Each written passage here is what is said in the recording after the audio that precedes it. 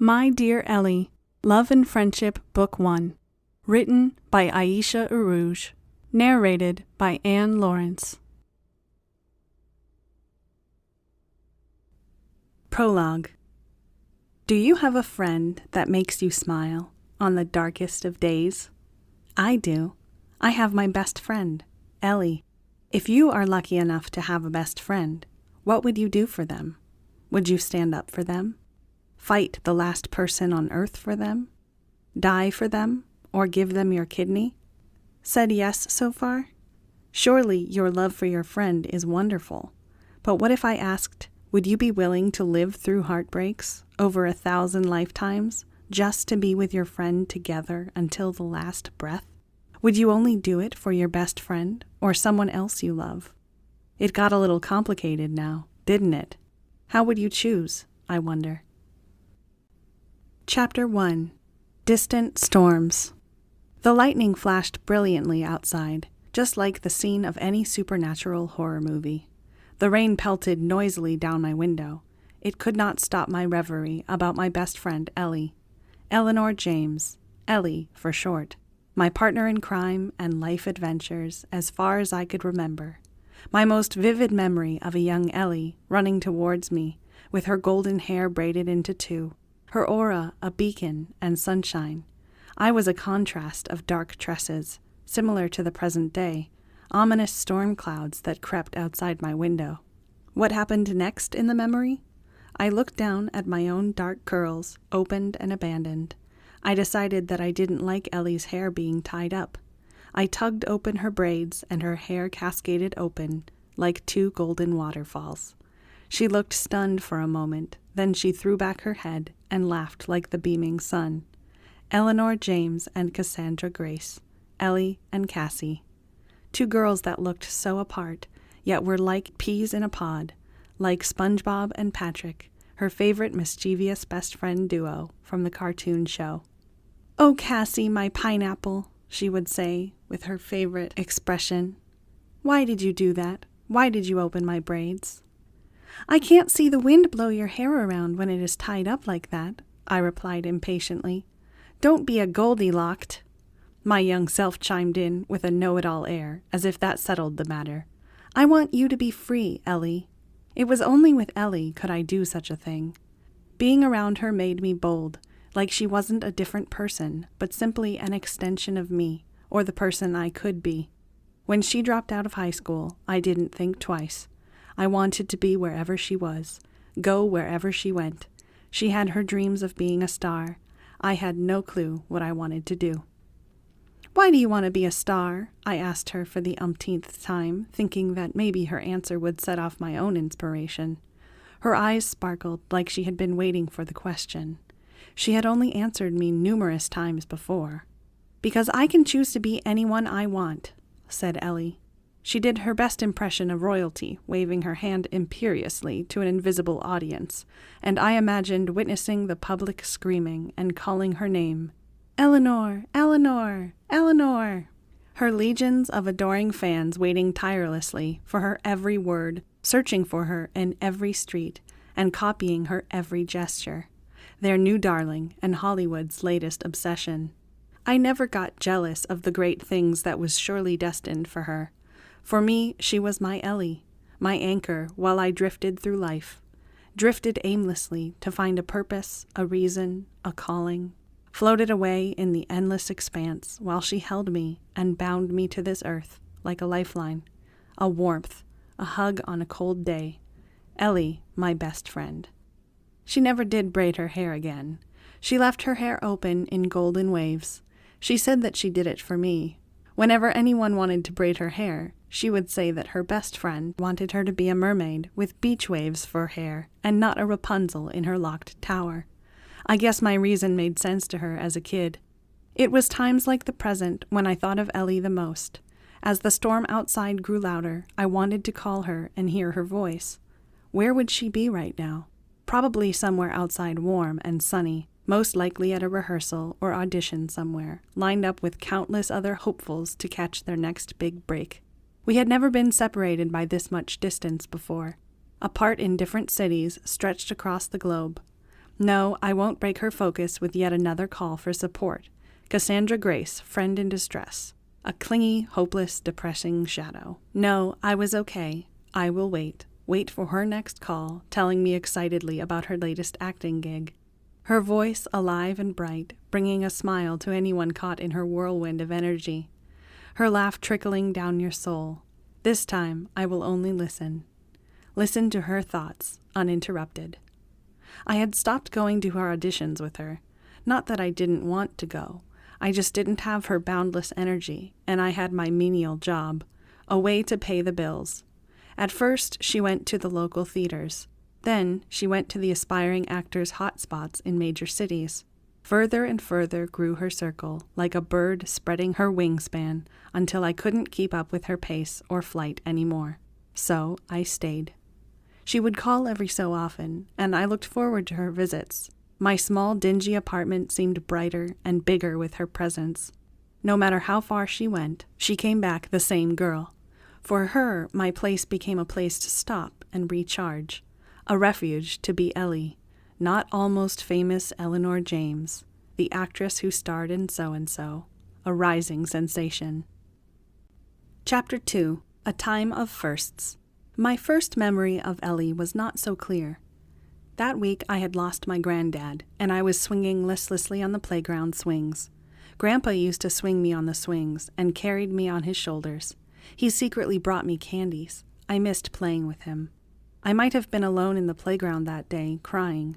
She appeared suddenly and wiped away my tears with her little hands. I remember a golden little angel holding my hand, and me not feeling so alone anymore. She was always like that, through high school and numerous heartbreaks. Through countless failed attempts at love and in life, she was there to wipe the tears. When she was not near, I imagined her voice giving me advice or saying comforting words. Sometimes I wondered if her angelicness was a figment of my imagination. I quickly banished the thought. If it were so, then there would be no hope for humanity.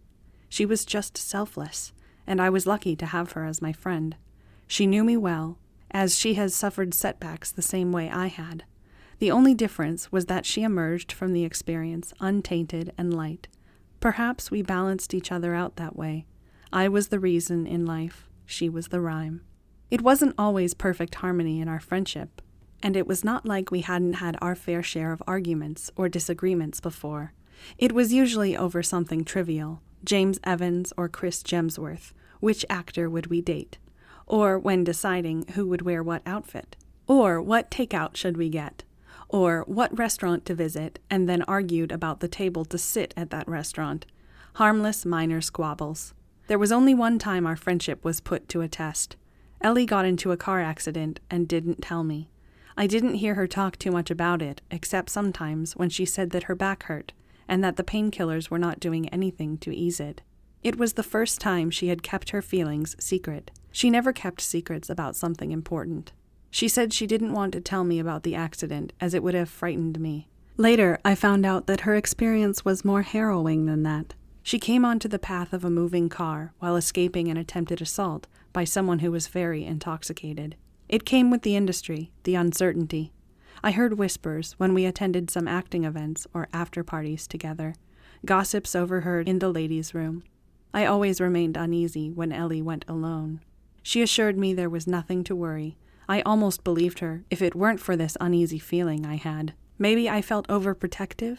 I was older than Ellie by more than a month. Or maybe it was because Ellie was so trusting, even with strangers. No, I was being overprotective.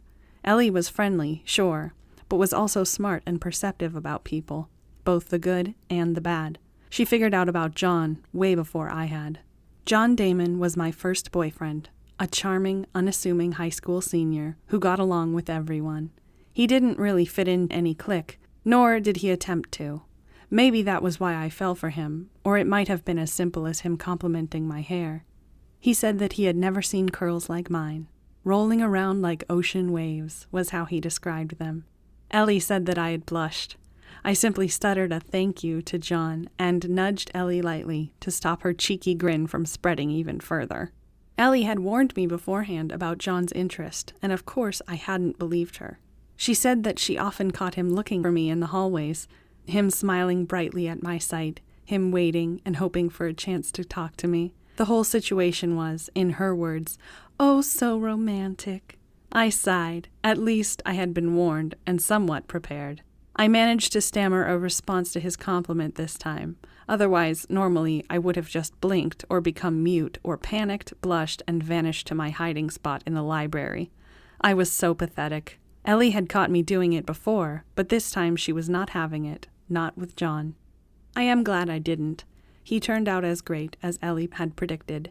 Never pressured me to speak more than I could. I would feel a warm feeling wash over me when I thought of him, his good nature, and his patience. He saw things in me that I couldn't see myself.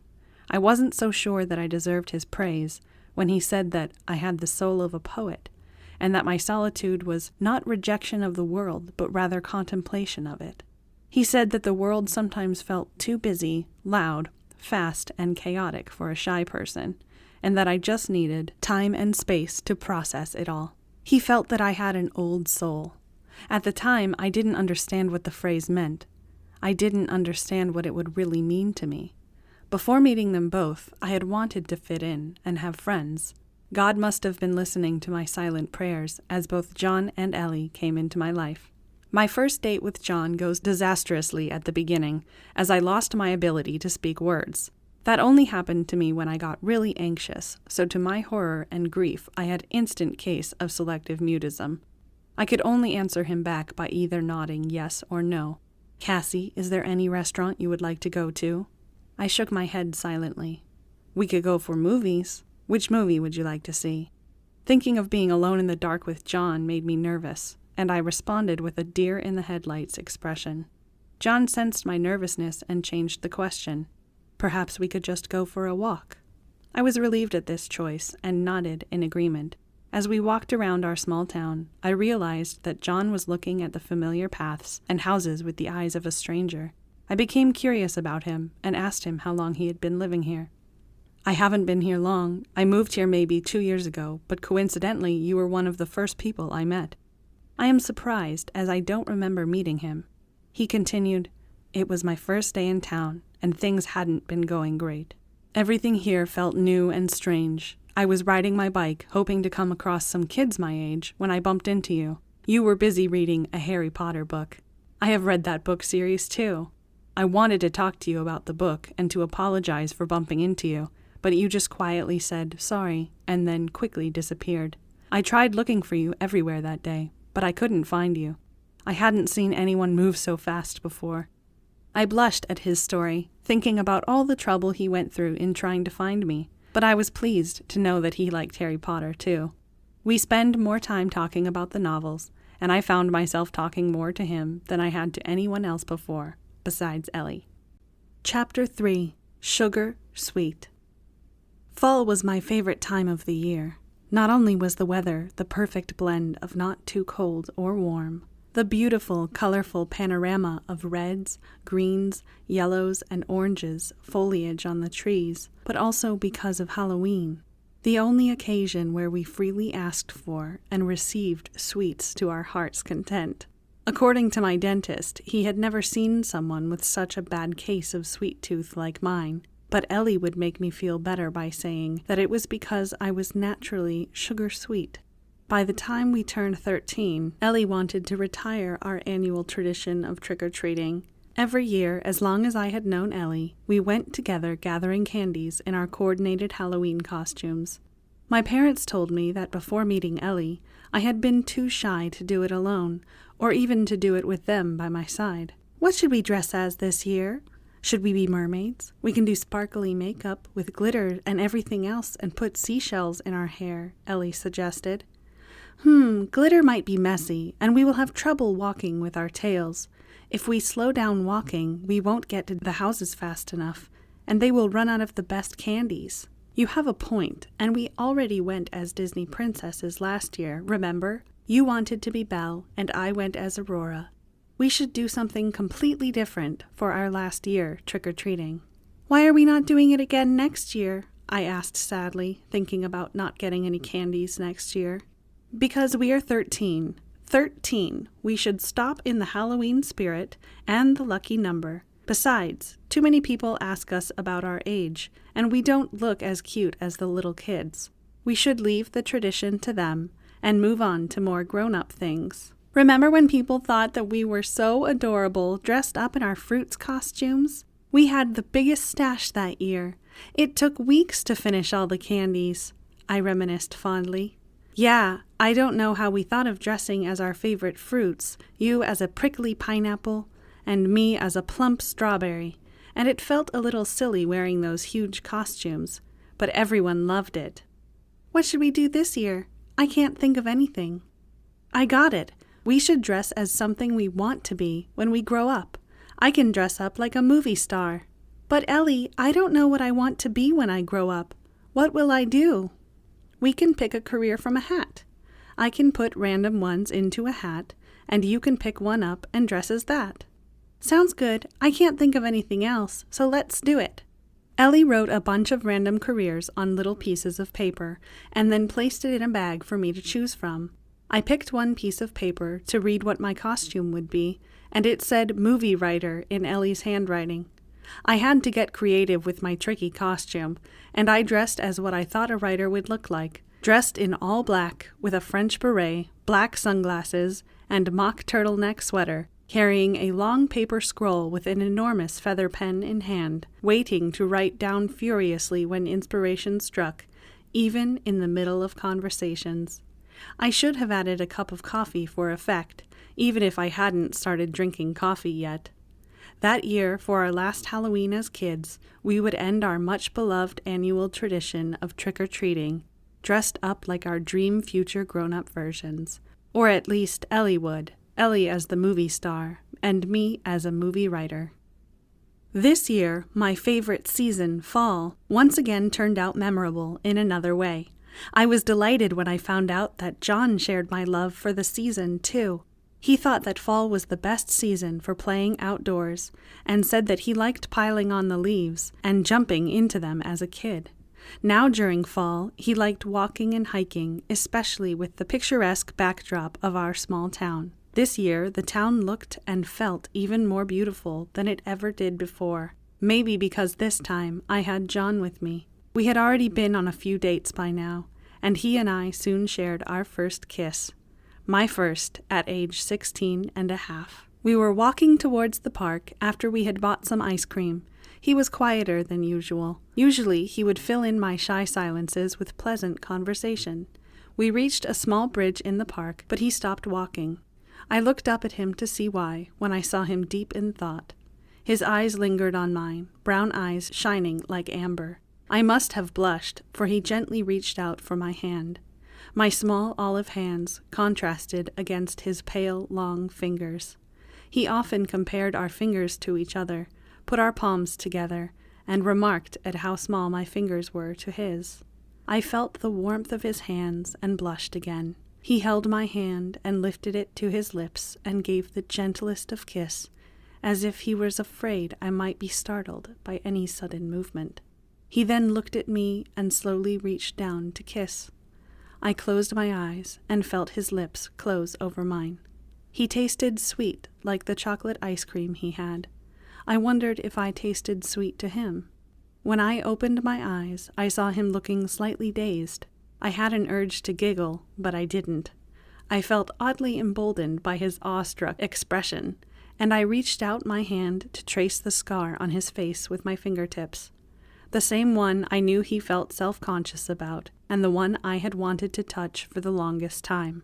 I saw him blush slightly more, and I was completely smitten by him. We walked to our homes hand in hand after our sweet exchange. Ellie was over the moon when I told her, and was also slightly jealous. I was amused by her revelation that she was jealous of my first kiss. She reminded me shortly that hers was with a icky 9-year-old neighbor at a cousin's birthday party during a game of Truth or Dare when she was 8. She said that I was so lucky that I got to share my first kiss with someone that I wanted. I suppose it is lucky to share the first kiss with someone you really like, no matter at what age you do. Chapter 4. Soup Kitchen. Ellie and I were not exactly what you would call studious, But we tried our best and did put serious effort into our school assignments and homework. For our creative writing assignment, we were given the topic of plight of the homeless to write on, and we decided to help each other with the 4-page essay. As we sat together in the public library, brainstorming for hours, we only managed to come up with a few ideas to write on. As we looked at each other's progress, we realized that we needed a different approach, as we had only filled 2/3 of the page between the two of us. It was almost a half a page for me, and a few lines for Ellie. Our slow pace became a problem as the deadline for the assignment approached fast. "Arg! Why is this so hard to write about?" I said, frustrated. "Yeah, it is hard," said Ellie, scratching her head. "I don't know, I guess we should consider ourselves privileged if we can't even write about what it feels like to be poor. Cassie, you just gave me an idea. Maybe we need to see firsthand and experience it ourselves." "Ellie, I don't know if my parents would let me become homeless, even if it is just for a short while and for good grades." "Not become homeless, silly. I meant we should do what great actors and writers do for a role, and go to the place where they can see real people for themselves. We should volunteer at a homeless shelter." "Good idea, we could do that. But we should do it quickly, though. The assignment is due soon." That weekend, Ellie signed us both to volunteer at a soup kitchen, and we arrived at the location early in the morning. "Hi, are you Miss Carla Smith? I am Eleanor James, and this is my friend Cassandra Grace. We both signed up to volunteer this weekend." "Yes, I am Carla Smith. Thank you for showing up on time. You are assigned to the kitchen today. You can go find the chef in the kitchen. He will let you know what you have to do." Ms. Carla was a petite woman, dressed formally with a serious expression on her face and cut an authoritative figure. Her tone suggested that she was angry about something. I looked at Ellie and she just shrugged her shoulder. We both went to the kitchen to look for the chef and found him to be in a better mood than the soup kitchen manager. "Oh my, I have 2 little fairies helping me out in the kitchen today," said the chef, who looked like he belonged in the North Pole and could have passed for Santa Claus. "Are you Santa?" asked Ellie, and I smacked my head at Ellie's predisposition of saying out loud what she thought. The chef laughed. "People often call me Santa, but you can call me Mr. Chris as well." "Okay, thank you, Mr. Chris. What would you like us to do?" Mr. Chris assigned us to mopping and dusting duties at first. He laughed heartily when Ellie asked for the Roomba. We quickly learned how to use the feather duster and mop, and swept up the place with an eager fervor. Next, we were assigned with prepping the vegetables. Mr. Chris had to save me from myself, as I nearly enthusiastically chopped my fingers off with my knife, while cutting the carrots wildly. Ellie had thought that my tears were tears of joy and gratitude at being saved from my grievous injury, but I had already been crying because of the onions. After we are done with the vegetables, Mr. Chris assigned us to the sink to wash the dishes. Between the two of us, we breezed through cleaning the dishes and made them shine. Mr. Chris now had run out of tasks for us to do. "You girls have done everything and are still asking for more work?" laughed Mr. Chris. "Now only the cooking is left in the kitchen, which you can leave up to me. Tell you what, go find Carla. I am sure she can use the 2 extra pairs of hard-working hands." As we searched for Miss Carla, I secretly hoped we would find the soup kitchen manager in a better mood by now. We found her, and she crossly and abruptly assigned us with distributing food to the incoming soup kitchen patrons. There were all types of people coming in need of food. Some were young, some were old, some were with little children. It was an eye-opening experience for both me and Ellie, and we stood quietly, handing out slices of bread to each plate as they were brought forward. A frail-looking man forwarded his plate and asked me for my name. I was too startled to say anything back. I could see his clothes torn in places and disheveled appearance. His hands were also trembling, but he had friendly and kind-looking eyes. I quickly handed him 4 slices of bread instead of the 2 that we were instructed to do. I saw Ms. Carla come stand next to me, and I became worried that I would be told off for my action. "It helps if you see them as people," she said shortly. "It wouldn't hurt if you could talk with them a little, too." She left after saying this, and I was left feeling red-faced and ashamed. "That is not fair," said Ellie. "You get shy around new people, Cassie. That doesn't mean you are being a snob or something like that. She doesn't even know you well." "You are right, Ellie, but Miss Carla is normally like this. Don't feel bad about what she said, Cassie," said a familiar tone. I looked up to see that it was John, smiling at me. I think she is more mad at herself than anyone else, and wishes that she could do more for people coming here, though I don't agree with the way she does it. I myself prefer Mr. Chris's attitude, but she herself has been working here since she was a teenager, and been working here longer than anyone else.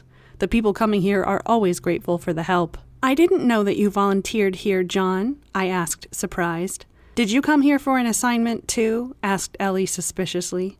Assignment? I come here to volunteer sometimes, as I like talking to the people. There are some veterans who come here, too, and I like hearing about their life stories. After we are done helping with distributing the food, John took us both to meet some of the people. We spent the remainder of the evening listening to the people who shared with us snippets about their lives. Some of them were suffering from mental illnesses, others were having a tough life after a failed business, and some were battling substance addictions. One thing was for sure, that for the people coming to the soup kitchen, life was a daily battle for survival. At the end of the day, Mr. Chris joined us from the kitchen and gave us volunteers a plate of sandwiches to share. Ellie and I both thanked John and Mr. Chris for showing us how to give something back to the community, and to them for making a positive difference to the people around them. We volunteered for another day at the soup kitchen, and after that we would often return to do so, at least a couple of times in the year. As for the assignment, we both received good grades for our essay submission. My essay, titled, "It Helps If You See Them as People," was well liked by our teacher. She said that I captured the snapshot of people's life with clarity and empathy. Ellie was profoundly impacted by our volunteer experience, and years later, as a famous movie star, she would donate a portion of her paycheck to the same soup kitchen that we had volunteered at. Ellie said that upon receiving the check, Ms. Carla, the seemingly stern soup kitchen manager, had been moved to tears and had given her a hug. I guess John had been right about her.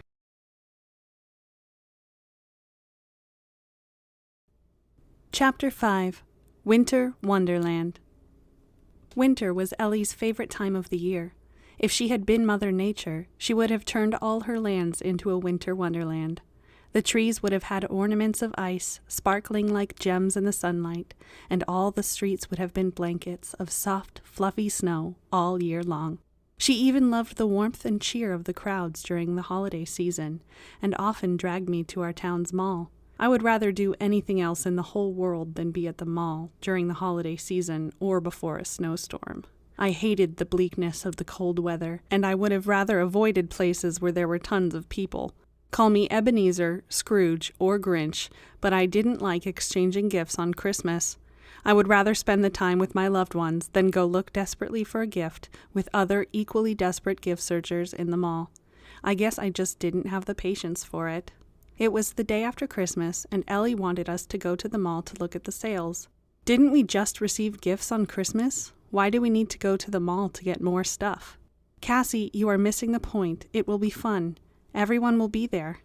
Exactly. Everyone will be there. How will that be fun? It is so nice to see people being happy at this time of year. We can talk to them about how their holidays went, exchange stories about the food and gifts.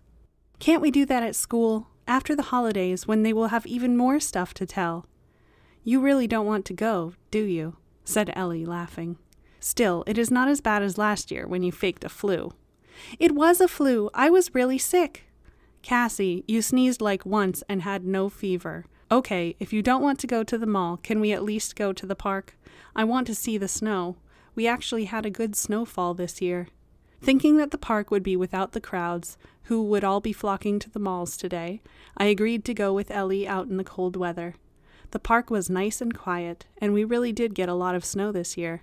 We kept walking in silence in the ankle-deep snow, with only our footsteps echoing in eerie quietness. We walked until we reached the section of the park that bordered to the ravine.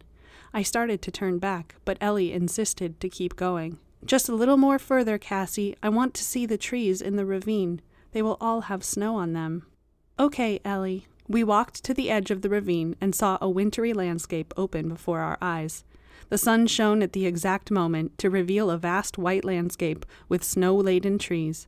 The snow reflected the sun at some points and glittered like a white ocean. At that moment, I realized the quiet but breathtaking beauty of winter. So this is how Ellie saw it, I thought to myself. We stayed there admiring for a while longer, then started to head back toward the park. but Ellie wanted me to see one more thing before we left. Hidden in an open space between the tall trees was a spot where the sun shone.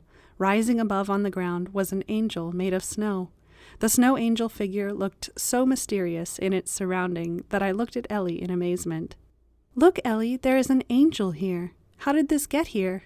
I looked at the statue. It looked divine in the snowy backdrop, 2 hands clasped to each other as in prayer, and wings spread open wide behind the shoulders. The details in the angel made it seem almost lifelike, with the delicate feathers etched in the snowy wings, and the details in the angelic face. I looked closer into the statue and saw 2 green eyes looking back at me. "It looks so lifelike, Ellie. The angel even has green stones for eyes. I would have thought angels would have blue or violet eyes. Isn't that how they are in paintings? The eye color is so unusual, but the statue really looks lovely here. What a nice thing to do by whoever that made it," I add. "So, you like it? It's for you. It's your Christmas present, Cassie. Surprise! I knew you didn't want a present this year, even though you gave presents yourself, but it wouldn't have been fair to not give you something in return." "It is beautiful, Ellie. I love it, but how did you make this? I didn't know you could sculpt with snow." "It wasn't me. I just helped keep the surprise and keep you distracted from someone." "Me distracted? From who?" "Merry Christmas, Cassie. Do you like the surprise?" I turned to see that it was John who was the mysterious sculptor. "John, it was you. I could never have imagined it." "So what did you think about the angel? I made the eyes the same color as yours, Cassie." I blushed deeply and barely managed to thank both John and Ellie for their gift. "Both of you kept this a secret for me? What a wonderful present. Thank you." I was deeply touched by their gesture, and as I thanked them, I became emotional and started to cry. Both Ellie and John collectively groaned at the sight of my tears. "Oh, good Lord, she started her tear works. She must have liked the surprise," said John, laughing. "Careful, Cassie, your tears might flood the snow angel and melt it away," adds Ellie. "Very funny, you two. Let me cry. I am so lucky to have you both in my life." Both Ellie and John beamed at my words and smiled as I gave them a hug. "Merry Christmas, Cassie." After taking some pictures together with the snow angel, we walked back home together. We left the snow angel as she was by the ravine, bathing in sunlight. There she continued to look at passerby with her green eyes, waiting to surprise anyone else who went there to admire the wintry landscape, the frost-covered branches, to enjoy the beauty of the season. Chapter 6. Vive l'amour. Valentine's Day was approaching fast.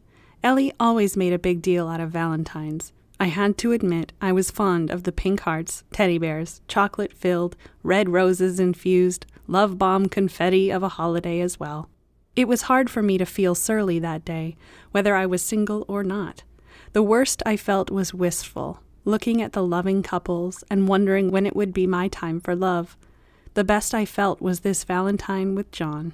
Ellie's efforts on Valentine's always became, as she said, extra resourceful and full of spirit and cheer. She played Secret Valentine on February 14th. She thought that I didn't know about it, but I had figured it out. Each year, all the girls in our class would receive a single rose in their lockers from a secret admirer. I knew that Ellie did it to spread the love around, to make the girls feel the magic of the day, and to not feel lonely. She did it so they would look forward to that rose, no matter how their Valentines went. Usually, both Ellie and I would walk to school together, but on that day she would make some excuse. A flu, a missed alarm, a missing shoe, or a last-minute, early morning class meeting that I wasn't invited to, despite being in the same class. Each excuse was more elaborate than the other. With any scheme or diversion that she could come up with, she arrived earlier than me in order to play Cupid. Despite her early start to the day, there would be something amiss if she did not dress in all pink or red, from her clothes to her accessories to her shoes. She was really spirited about Valentine's. Ellie wondered for weeks what John had planned for me. I, on the other hand, despite having a loving boyfriend like John, hadn't thought about it. I was too busy thinking about the excuse Ellie would make this time to miss our walk together to school. But John wasn't distracted by Ellie's annual, odd, and secretive behavior around Valentine's as I was, and he would get me something. He found me alone in the hallway before class. He shyly handed me a small box, and I looked at it with curiosity. My emotions got the better of me, and I panicked and said that I didn't remember to get him anything. He laughed at the thought and pressed me to open his gift. I opened the box to find a pair of small earrings twinkling with 2 little red glass hearts. They were beautiful. How could he be so romantic? I wondered how I would thank him. "Do you like them?" "Yes, I do. I like them very much. They are so pretty." "I'm glad you liked them, Cassie." "Thank you, John," I said, trying to find the words that described how much he meant to me. I am glad that I didn't run away from you," I ended lamely. "I am very glad about that too," joked John. "What I meant to say is that I haven't felt this safe to be myself around anyone before. I feel extremely lucky to be with you." "Cassie, I feel the same way." He paused. It looked like he wanted to say something more, but he doesn't. "I really like the gift. Thank you so much," I said, chickening out, when I really wanted was to tell him how I felt about him. I still felt like a toad for not getting him something for Valentine's, too, but I put aside my guilt to tiptoe up and kissed him softly on his cheek. Seeing him blush and smile made me feel slightly better. I started to head for class, but John wasn't ready to let go of me yet. He pulled me in, brought me closer to him for a kiss. I gasped in surprise. He then kissed me even harder, holding me tight like he had never held me before, and I melted into his embrace. His kiss clearly told me what he had wanted to say before. Although the 3 little words remain unsaid between us, it seemed like at that moment it was on both our minds. I walked into class feeling like I was floating on air. Ellie sighed happily when she heard about this. She lived for these moments. One of the reasons why she wanted to be an actress was to play romantic roles in movies, and to kiss the hottest superstar. That was her life goal, too.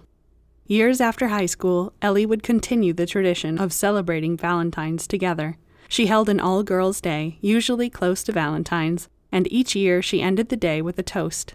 "May we live for love, and may love live among us. Mortality weeps for her frailness. Love marvels us with her strength. Love laughs eternal. Vive l'amour, ma chérie. Cheers!" Chapter 7. Smile in the Face of Sweet Sorrow. My romance with John didn't last long in high school. Life can sometimes be cruel that way. John's dad worked for a division of the United Nations, which shuttled his family all over the world. They lived in Cambodia, Cyprus, Tunisia, Japan, France, Switzerland. It worked out as such that around every 2 years, it was a different country. John had spent most of his life moving from one place to another. His dad had another reposting somewhere remote, and now he had to go from here too. I cried when John moved. I didn't care to know where he was going, just that he was leaving. He tried his best to console me, but I was inconsolable. I wish now I hadn't been so self-absorbed. I wish now that I had been stronger and showed empathy for his situation. It couldn't have been easy moving from one place to another, leaving your friends behind and starting anew at another school, each time not knowing how long you would be there. Even though we hadn't said the words to each other, I knew how much he loved me, and that leaving me was really hard for him too. But being 17, he couldn't just leave his family. Fear made me terribly insecure, and my thoughts became grim. How would we be together anymore? How would a 17-year-old boy remember me? I thought that he would surely forget me. He would find another girl with hair rolling like ocean waves. I felt broken. At 16, I didn't or couldn't grasp the concept of a long-distance relationship. I didn't want to stay in touch with him that way. Every phone call, every text, and every picture made me miss him more. I stopped answering him back. He wasn't near me anymore, and my fears would have had me lose him forever.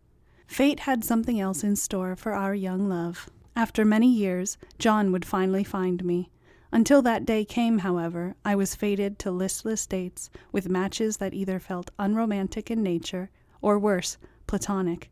I didn't know then he would come back into my life. I didn't know then that he never forgot me. Our ill-fated separation at the time had left me hollow and in tears for a long while. It made Ellie miserable seeing me like this, too. "Cassie, can you please smile? I can't bear to see you this sad." Looking at her concerned face, I tried to smile, but it was harder to do than I thought. "What was that?" asked Ellie. "What was what?" "That," she said, pointing to my face. "I was trying to smile." "Oh," she said, then after a short pause, "it looked like you were trying to grimace." She said it seriously, or that you were constipated. That made me giggle, which set off Ellie giggling too. We stopped giggling after a while. Cassie, remember that day when I thought I had lost Hammy?" "Hammy, your pet hamster?" I asked, slightly puzzled at her train of thought. "Yes. Yeah, I remember that cute fuzzball. You thought he got accidentally flushed in the bathroom, but he had just been hiding in your fuzzy slippers." "Yes, I had cried so much thinking he was gone, and that I couldn't even plan for his funeral," she remembered sadly. After some thought, she asked, "Why do you think he was hiding?" Maybe he didn't like to wear those bow ties you made him wear." "What? No, that can't be the reason. He looked so dashing, and I wanted to make him look handsome for the lady hamsters," said Ellie quickly. She adds thoughtfully, "But when he went missing, I thought I had lost him forever. But he had just been hiding in plain sight, and he came back. Maybe John will be back too. You just need to have faith in him. Don't lose hope, Cassie." I was struck by the fact that Ellie compared my heartbreak with John to Hammy. I thought about the frightened little hamster with the bow tie. Ellie's words, dashing, handsome hamster, echoed in my brain, and despite my best efforts not to, it made me smile. Seeing my dark mood lifted, Ellie looked delighted. "I missed your smile. Oh, my dear Cassie, as long as you can think of one happy thought and smile, everything will be okay." Her thought and her concern for me touched my heart and lessened the pain of my first heartbreak. I didn't feel alone in my sadness. I didn't want to make her any more miserable for me than she already was, so I listened to her advice. It was very hard for my teenager self, when emotions felt especially magnified, to continue back to normalcy and to keep going to the high school where everything reminded me of him. I didn't have to stay long after John moved, however, as Ellie had decided to pursue her acting dreams away from high school. I could barely survive high school with Ellie by my side. John had gone. How in the world could I do it without her? It was an easy decision for me to make. Without any hesitation, I supported Ellie's idea and planned to drop out of high school along with her. We just had to think of a way to survive, telling about our decision to our parents together. Chapter 8. A Parent's Heart. Our two sets of parents freaked. Two young girls suddenly dropping out of academia, barely just turned 17, and not even finishing high school. It was unheard of.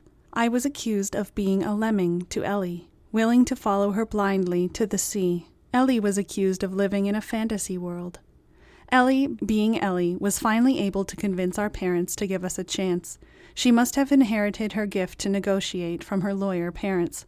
We had a deal that if we weren't successful within a couple of years, 2 or 3 at most, we could go back to finishing our high school diplomas and then go for our university degrees.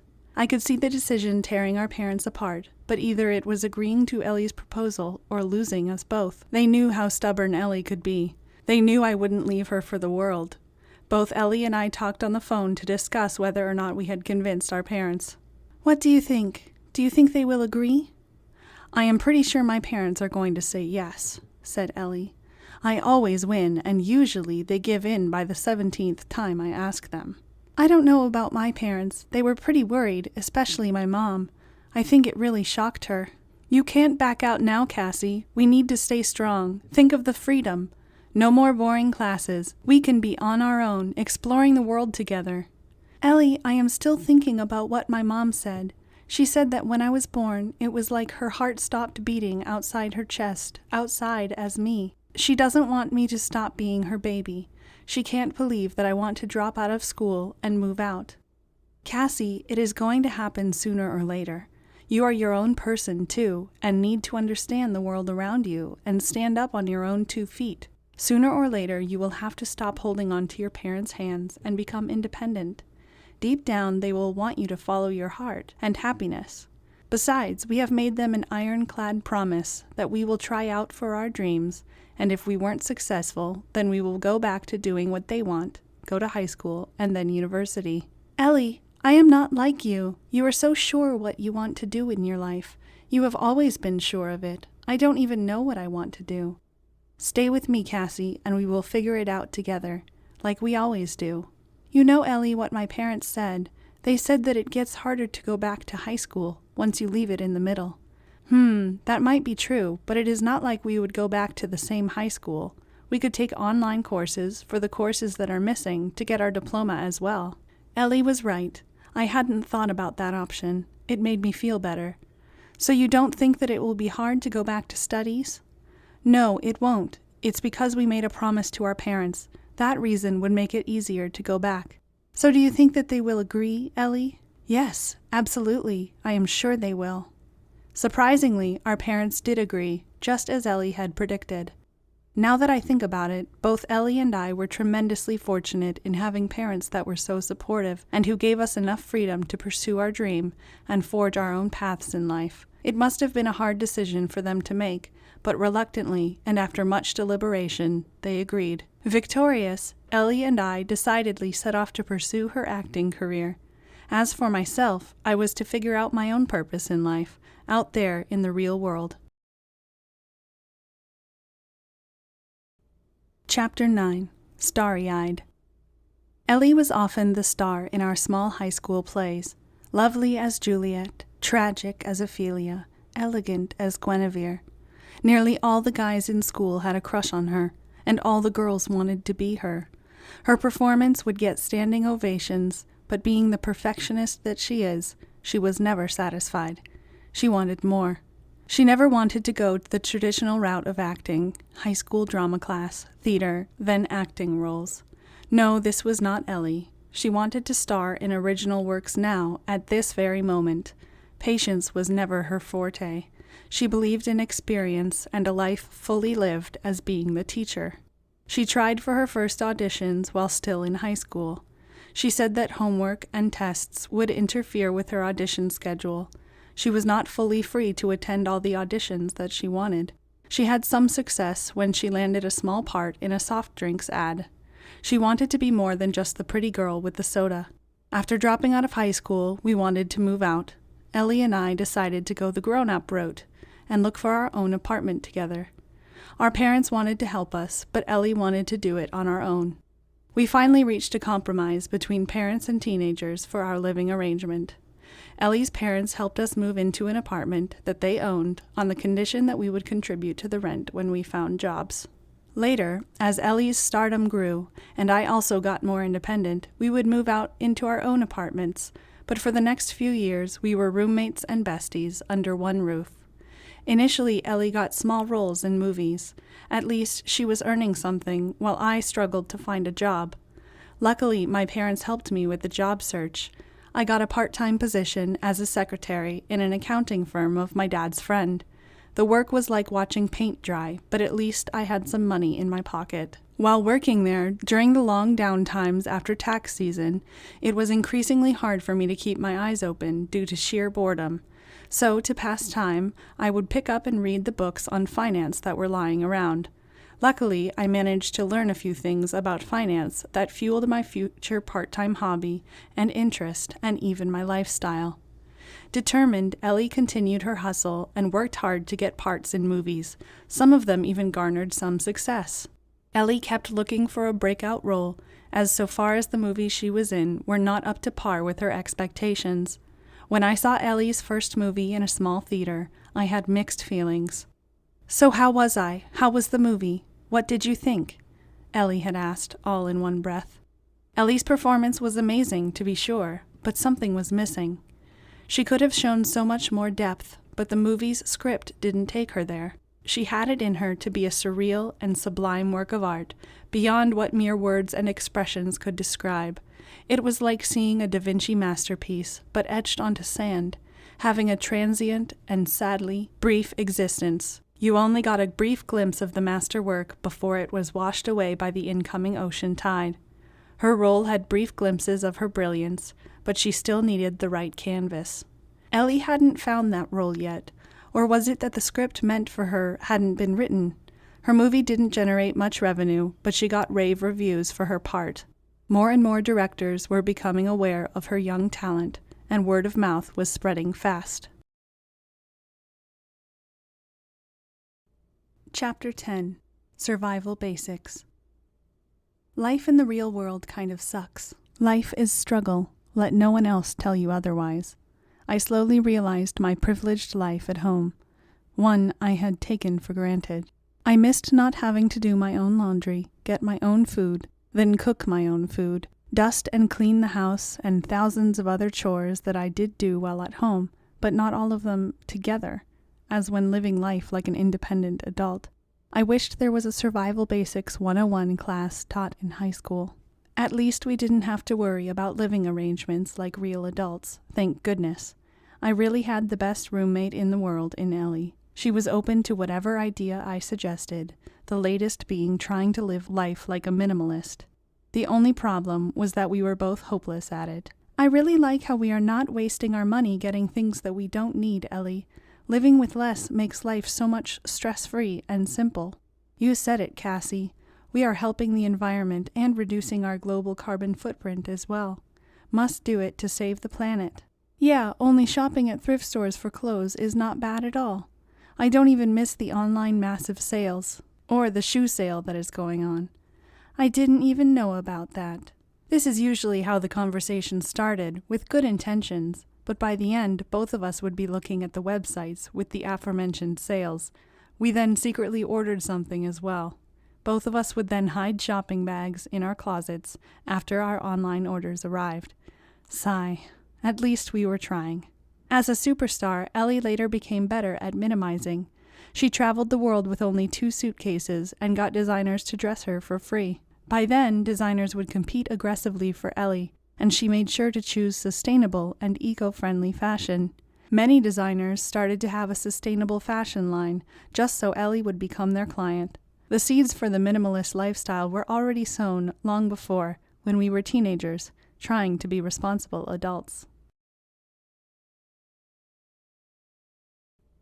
Chapter 11. Fortune Favors the Bold. Ellie didn't pay much attention to looks or conceded to the pressures of her industry regarding physical appearances. She wasn't concerned, not that she ever needed to be, as she could make Venus blush in envy at her God-given, divine countenance. She accepted the concepts of beauty and youth as being of a fleeting nature. She, in fact, embraced the idea with open arms. All that mattered to her was perfecting her acting talents, irrespective of looks. I, on the other hand, was not as wise nor as naturally gifted as Ellie was, and did not share the same enthusiasm for my impending and inevitable progression to old age. When brushing my hair one morning, I freaked out when I discovered that I had a gray one. I was near tears at the sight of my gray hair, and what I thought was my body's cruel and untimely betrayal to my youth, but somehow Ellie found it amusing. "Ellie, can't you see I am distressed? How could you giggle at a time like this, when your friend is in crisis?" I said dramatically. She still found it funny and continued to giggle. "Ellie, why are you giggling? Stop it. It is not funny." "Oh, Cassie, can't you see? You will grow old, then I will grow old. We will both grow old and wrinkly together," she said, laughing. "We will have so much fun. We will become the 2 crackling old grannies, terrifying our adult children, and plodding away and meddling in the lives of our young grandkids." I was horrified by the thought of going completely gray, and old, and wrinkly. I wanted to be angry at Ellie, but I found her delirium contagious, dangerously contagious. I saw her unrestrained mirth and laughter, and her twinkling blue eyes. I forgot my own neuroses for a little while, and I started to laugh with her, too. Dinner that night was the same as the 2 nights before. It was the one item that I could make without burning it. Sandwiches. You see that my culinary expertise was limited to peanut butter and jelly sandwiches, expertly served and presented in the optional shapes of either triangles, rectangles, or squares. Looking at our familiar dinner option, Ellie wanted to order takeout. "Should we order Chinese or Indian?" I asked. "Neither. We should go for sushi. What do you think?" "Sure, we could. You know that sushi is my middle name." "Really? I thought it was PB&J, joked Ellie. "Ha ha, very funny, Eleanor." "We should order calamari, too." I thought about our budget and did a quick calculation in my head. But Ellie, that would be expensive. Fine, let us only get calamari then. I paused to think. In the battle between being practical, staying on budgets and weekly quotas, and the battle cry of our stomachs, hunger emerged the clear winner. I heard my stomach growling impatiently. I quickly noted in my mental to-do list to allocate a bigger room in our budget for emergency takeout situations. Also, in the future, to devise a better plan that stayed on budget when hungry. I reached for the phone to order our food. Somehow we ended up ordering from all 3 takeouts. Our dinner table a visual and olfactory cacophony of Indian, Chinese, and Japanese cuisines. After consuming an outrageous amount of food that even I was embarrassed to think about, I reached for the fortune cookie from the takeout box to read my fortune. I was horrified at the words on the paper. "Fortune favors the old," I wailed. "I knew it. That gray hair from this morning was an omen. I am an antique," I said miserably. "Fortune favors the old? That doesn't sound right. Let me see that paper," said Ellie, reaching for my fortune slip. "Of course it is not right. I don't want to be favored only when I get old," I continued lamenting. "Cassie, there is a crease right there. See? It says bold. Fortune favors the bold," Ellie corrected me. "Really? What do you think that means?" I asked Ellie. Maybe it means that you should try a different flavored jelly for your PB&J sandwich. You know, boldly switch it up and go where you have never gone before, on a dangerous culinary adventure with a new sandwich combination. "You are funny," I said sardonically, but by now had fully recovered from my fortune cookie meltdown. "What does yours say?" "It says that anxiety won't help your future or solve your problems. Only true happiness sets us free." "What do you think that means?" "I am not sure. It is a mystery. It is talking about the future, but I don't really have any anxieties," said Ellie, reflecting on the fortune.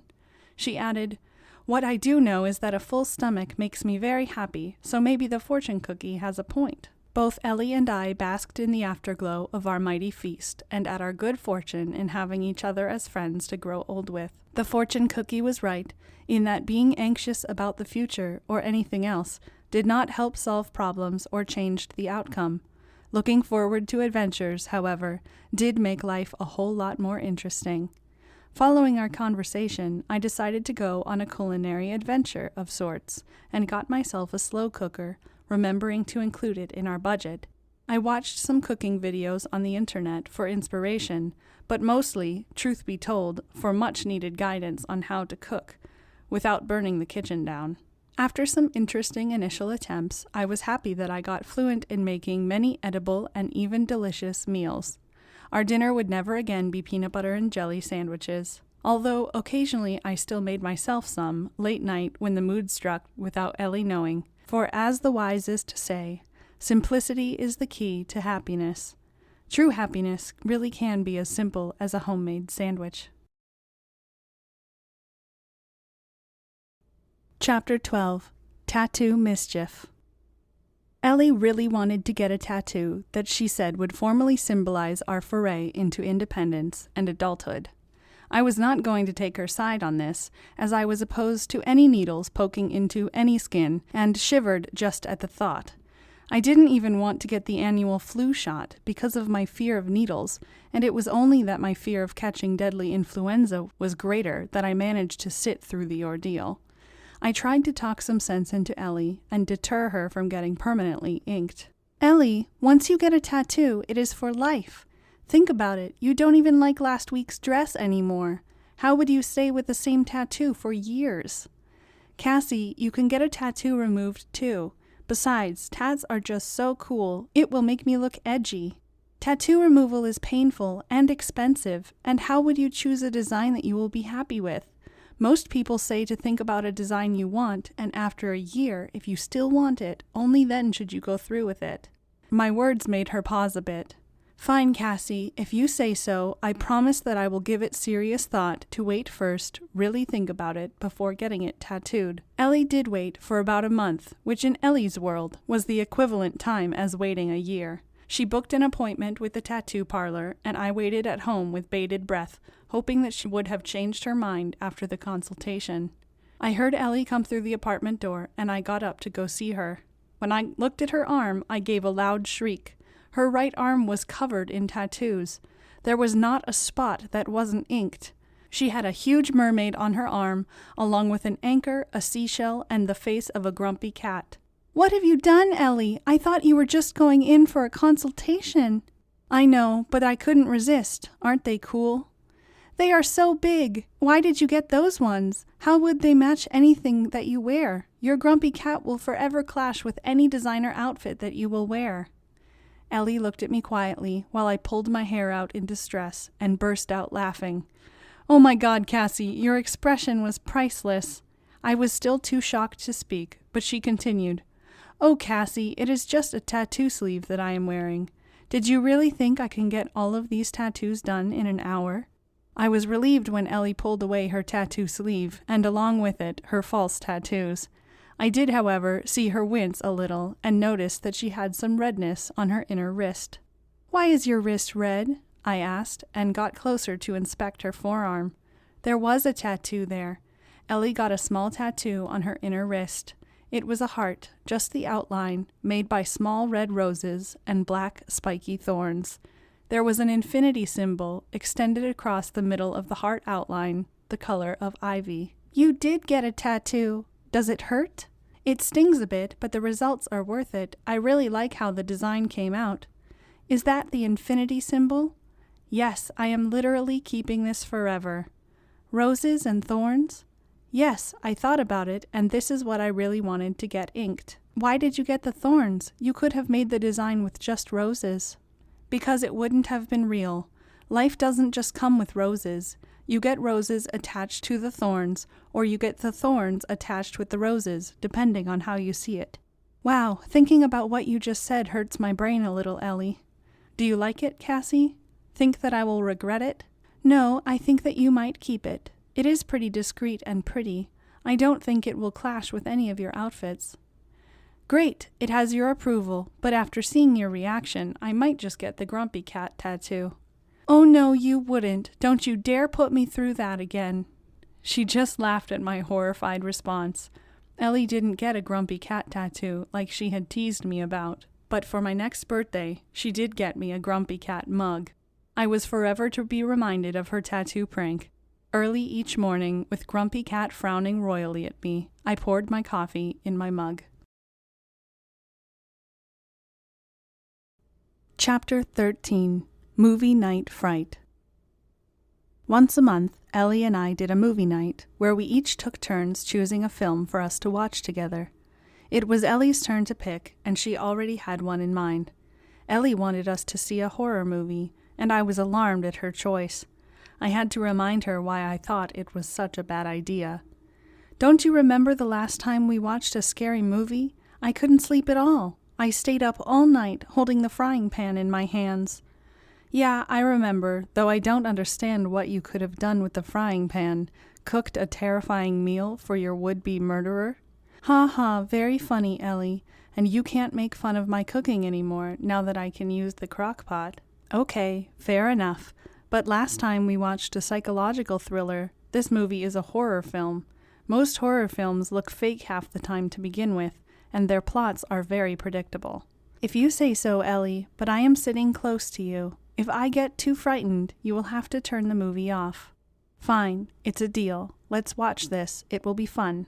Ellie turned the light off and played the movie while I sat close to her. 5 minutes into the movie, I was still not having fun, and the gory scenes didn't look fake, but rather looked very real to me. I grabbed Ellie's arm tightly and held on to it. After 30 minutes or so, I became less jumpy, and the movie got interesting at this point. I held my breath as the lead character was about to enter the dark basement alone. I felt Ellie move and reach for the remote. Apparently, Ellie didn't feel the same about the movie because she turned it off and got up to switch the light back on. "Why did you switch it off, Ellie?" I asked. "Was the plot too predictable?" "No, it's not that. I can't feel my right arm anymore with you holding it so tightly," said Ellie, shaking off her numbed arm. "And besides, you scream like a banshee every 5 minutes. I can't have the neighbors think that I am murdering you." I can't help it if I am sensitive to sudden noises and murder scenes, I said in a small voice. Never mind, the movie was a little boring, too. Let's watch something else that won't give you nightmares. I was delighted when Ellie wanted to see Audrey Hepburn's Breakfast at Tiffany's. We had watched this movie together so many times before, so many times that we have the dialogues memorized and would say them before the characters did. I often cleaned the apartment humming Moon River. One thing was for sure, I would never ever get tired of watching it.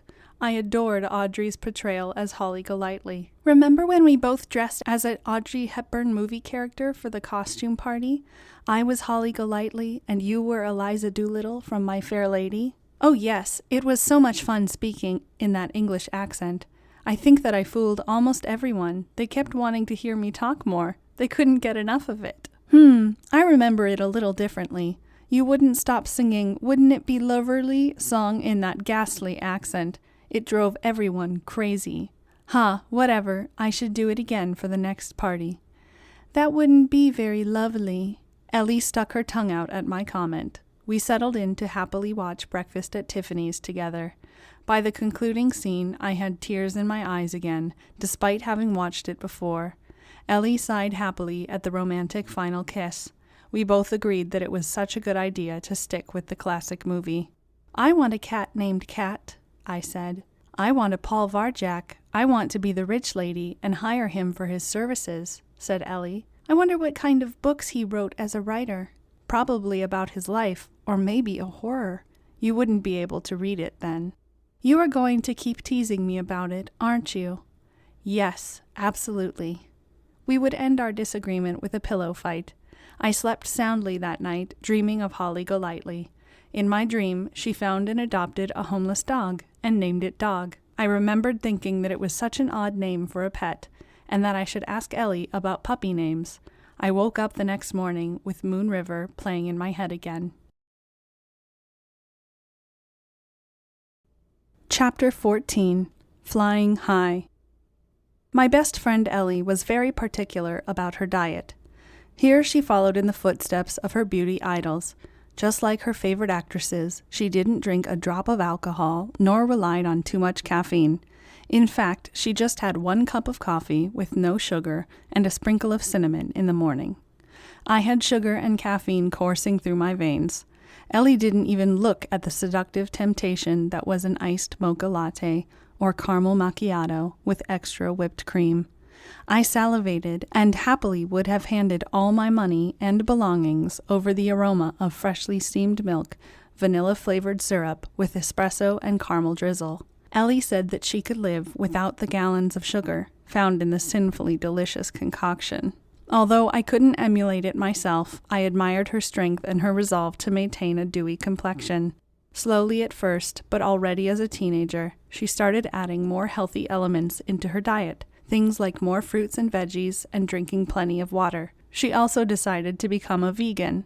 In terms of exercise, she started going to weekly fitness classes, on top of already running several miles on a daily basis.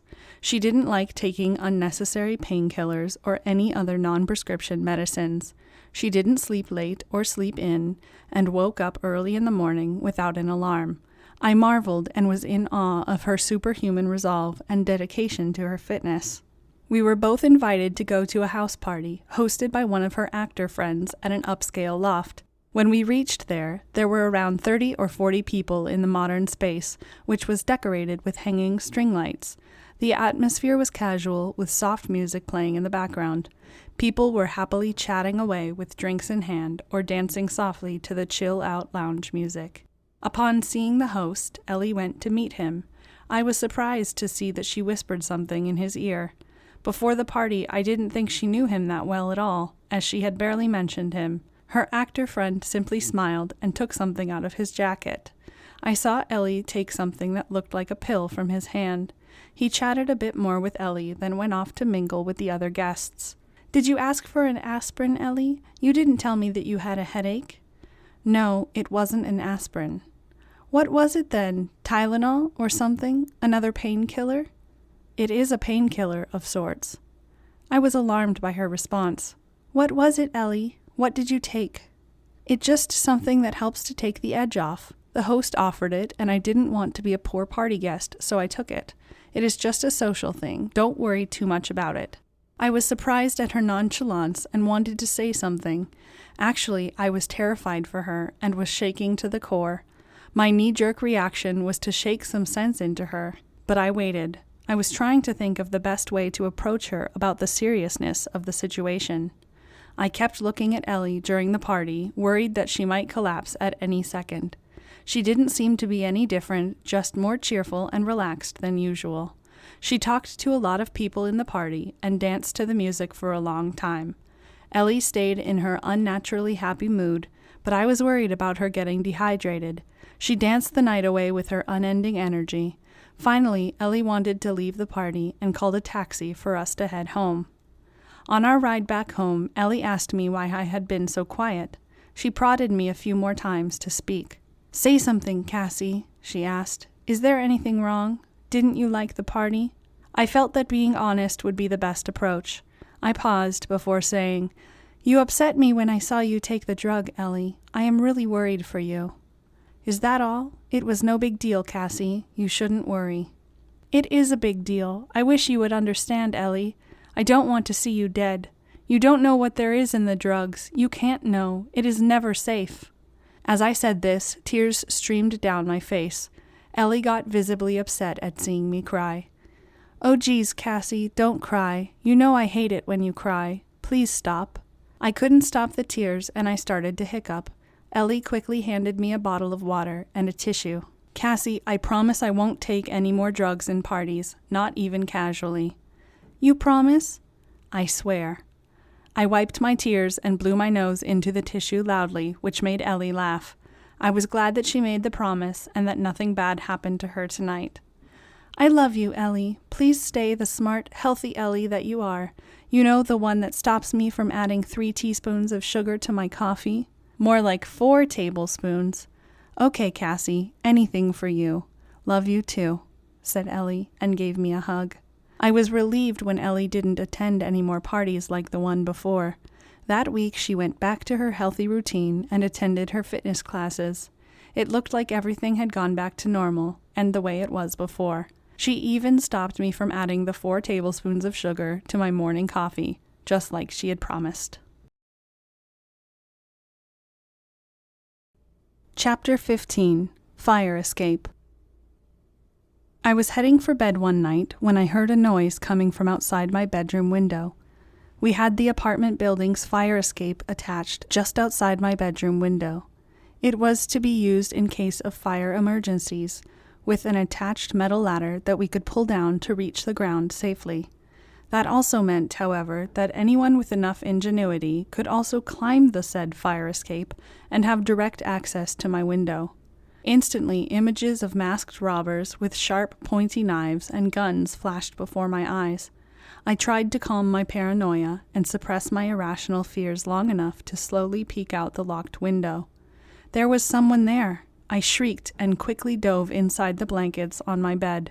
Hearing my scream, Ellie rushed into my room with a frying pan in hand. "What happened? Why did you scream, Cassie? And why are you shivering inside your blankets?" There is someone hiding outside my window." Ellie headed toward the window. "Don't go there, Ellie. It might be a murderer."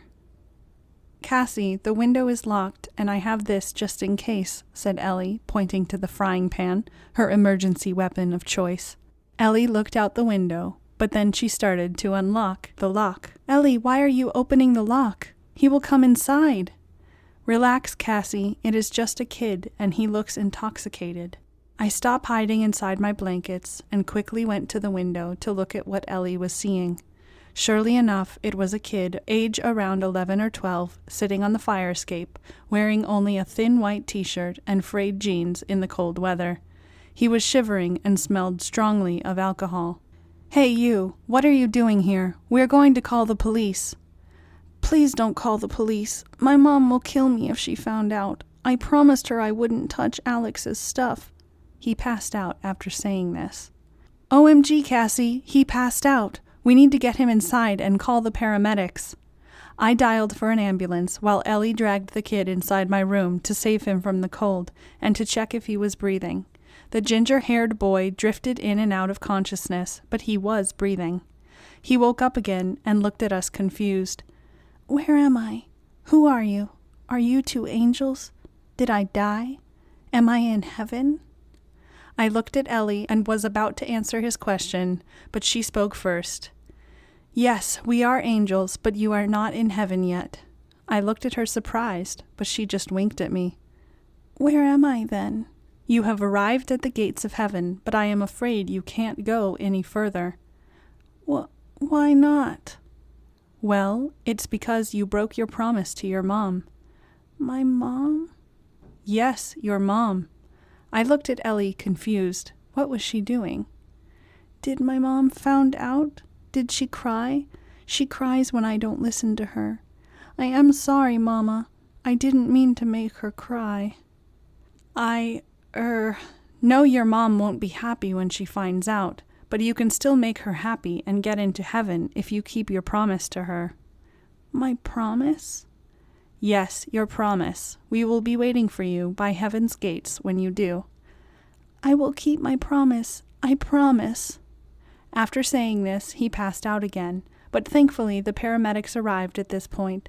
We got to the hospital and waited to hear from the emergency doctor. The doctor told us that the kid had alcohol poisoning, but that he was going to be okay and that a family member had been informed. A short time later, we saw a ginger-haired man come rushing in and talk with the same doctor. The doctor pointed him to our direction.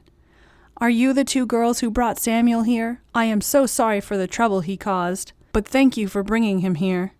"Are you Alex?" "Yes, I am. How did you know?" "Samuel mentioned your name before he passed out. He said that he wasn't supposed to touch your stuff."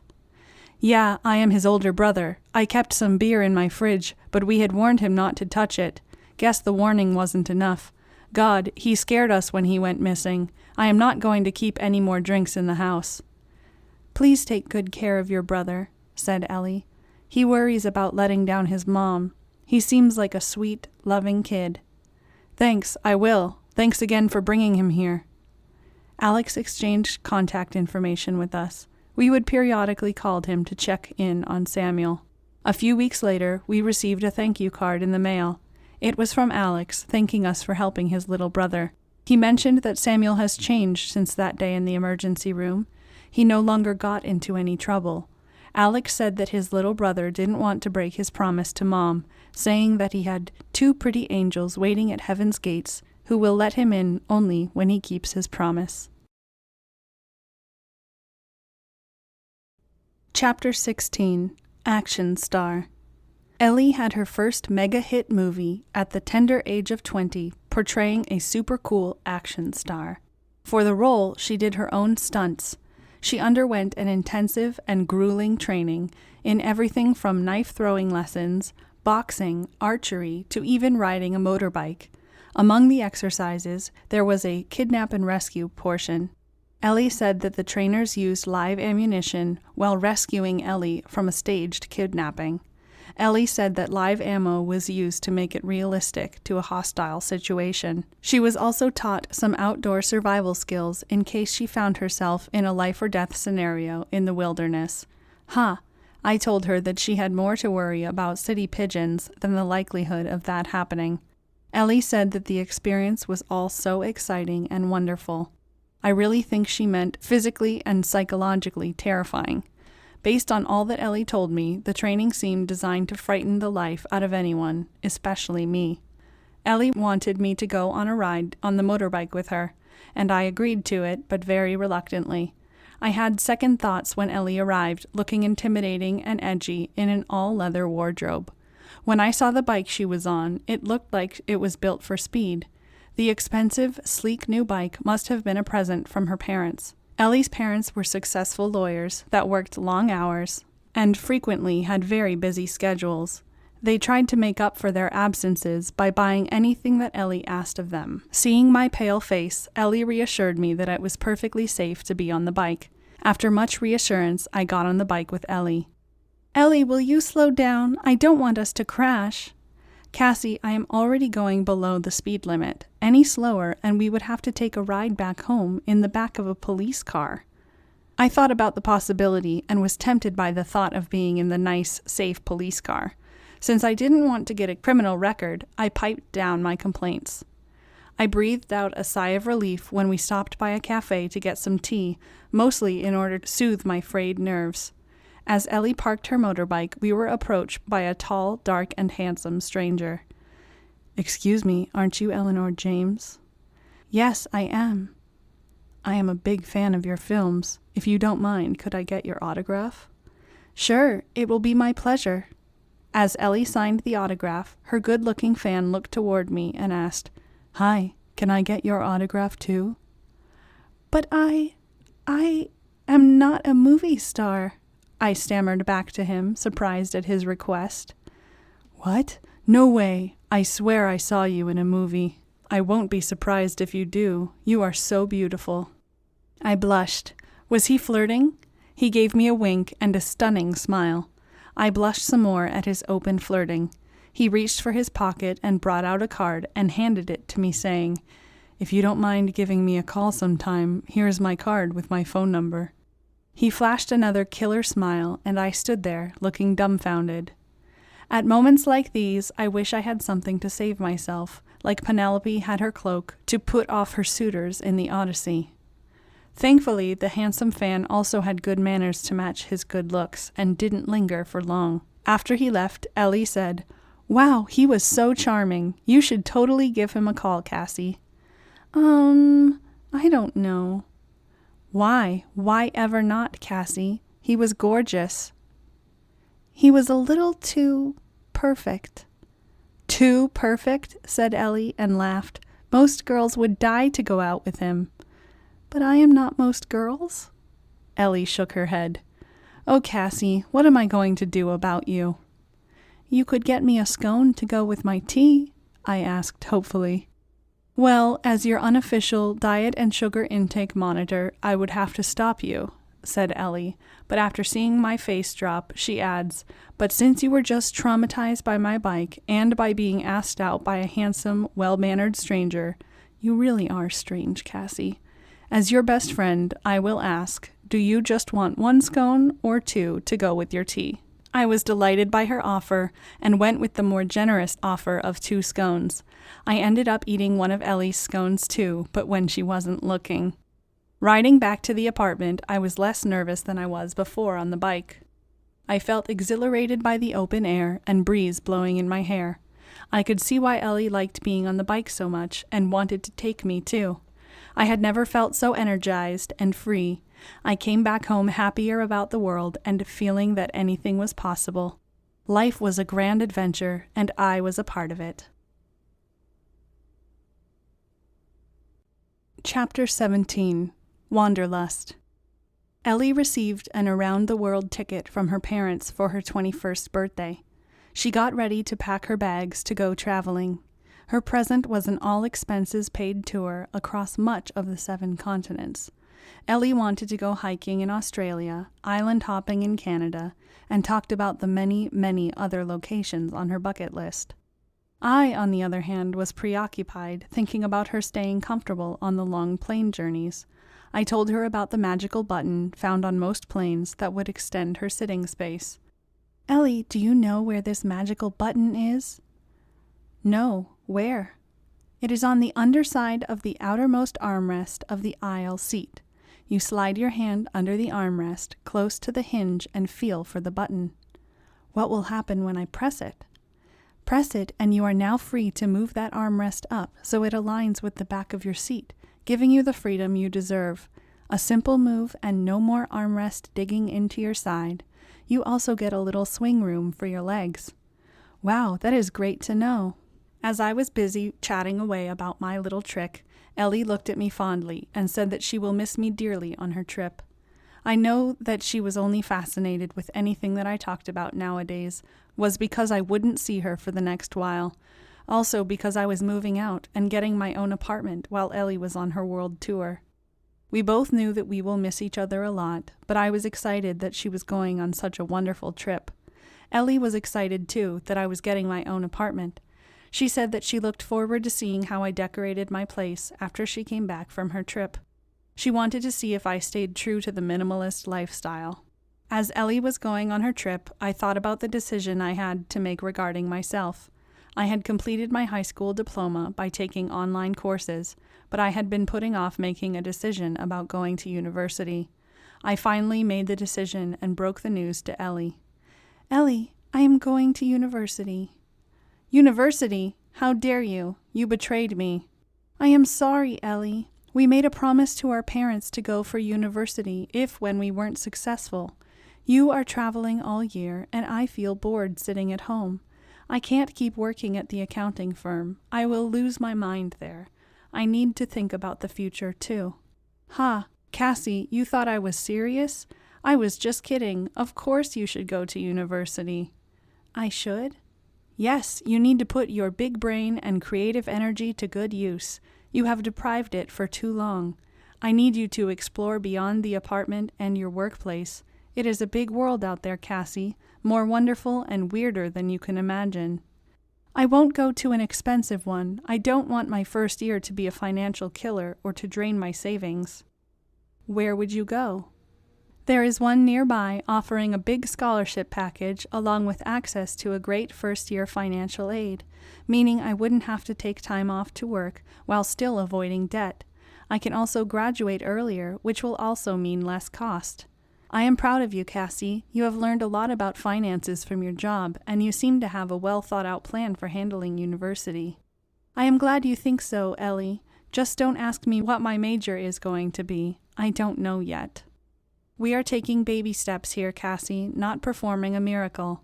I would have freaked out if you had already decided on the major, too." "You would have freaked out?"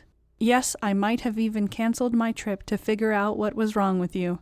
Conduct some tests to make sure you weren't an alien." Sounds about right. I would have gone to the doctor, too, to make sure." We both laughed. Both of us were happy and excited for the journey ahead of us. Chapter 18. University. I decided to go for my university degree at an age when most of the university students would have been graduating, a fact that I felt acutely. Sitting in my first university class, I felt both mature and very immature, a feat on its own being able to feel both conflicting sentiments at the same time. I looked around the classroom. There were around 20 or so students happily chatting to one another, already formed as a close-knit group. I sighed. It seemed that only the professor, standing in the front, and myself held the honor of being the most senior in the noisy young crowd. My attention was diverted to the front again when the professor wrote his name on the dry erase board. He looked to be in his late 40s, with sandy-colored hair and a sandy-colored goatee to match. The goatee, however, was not the most prominent feature of his face.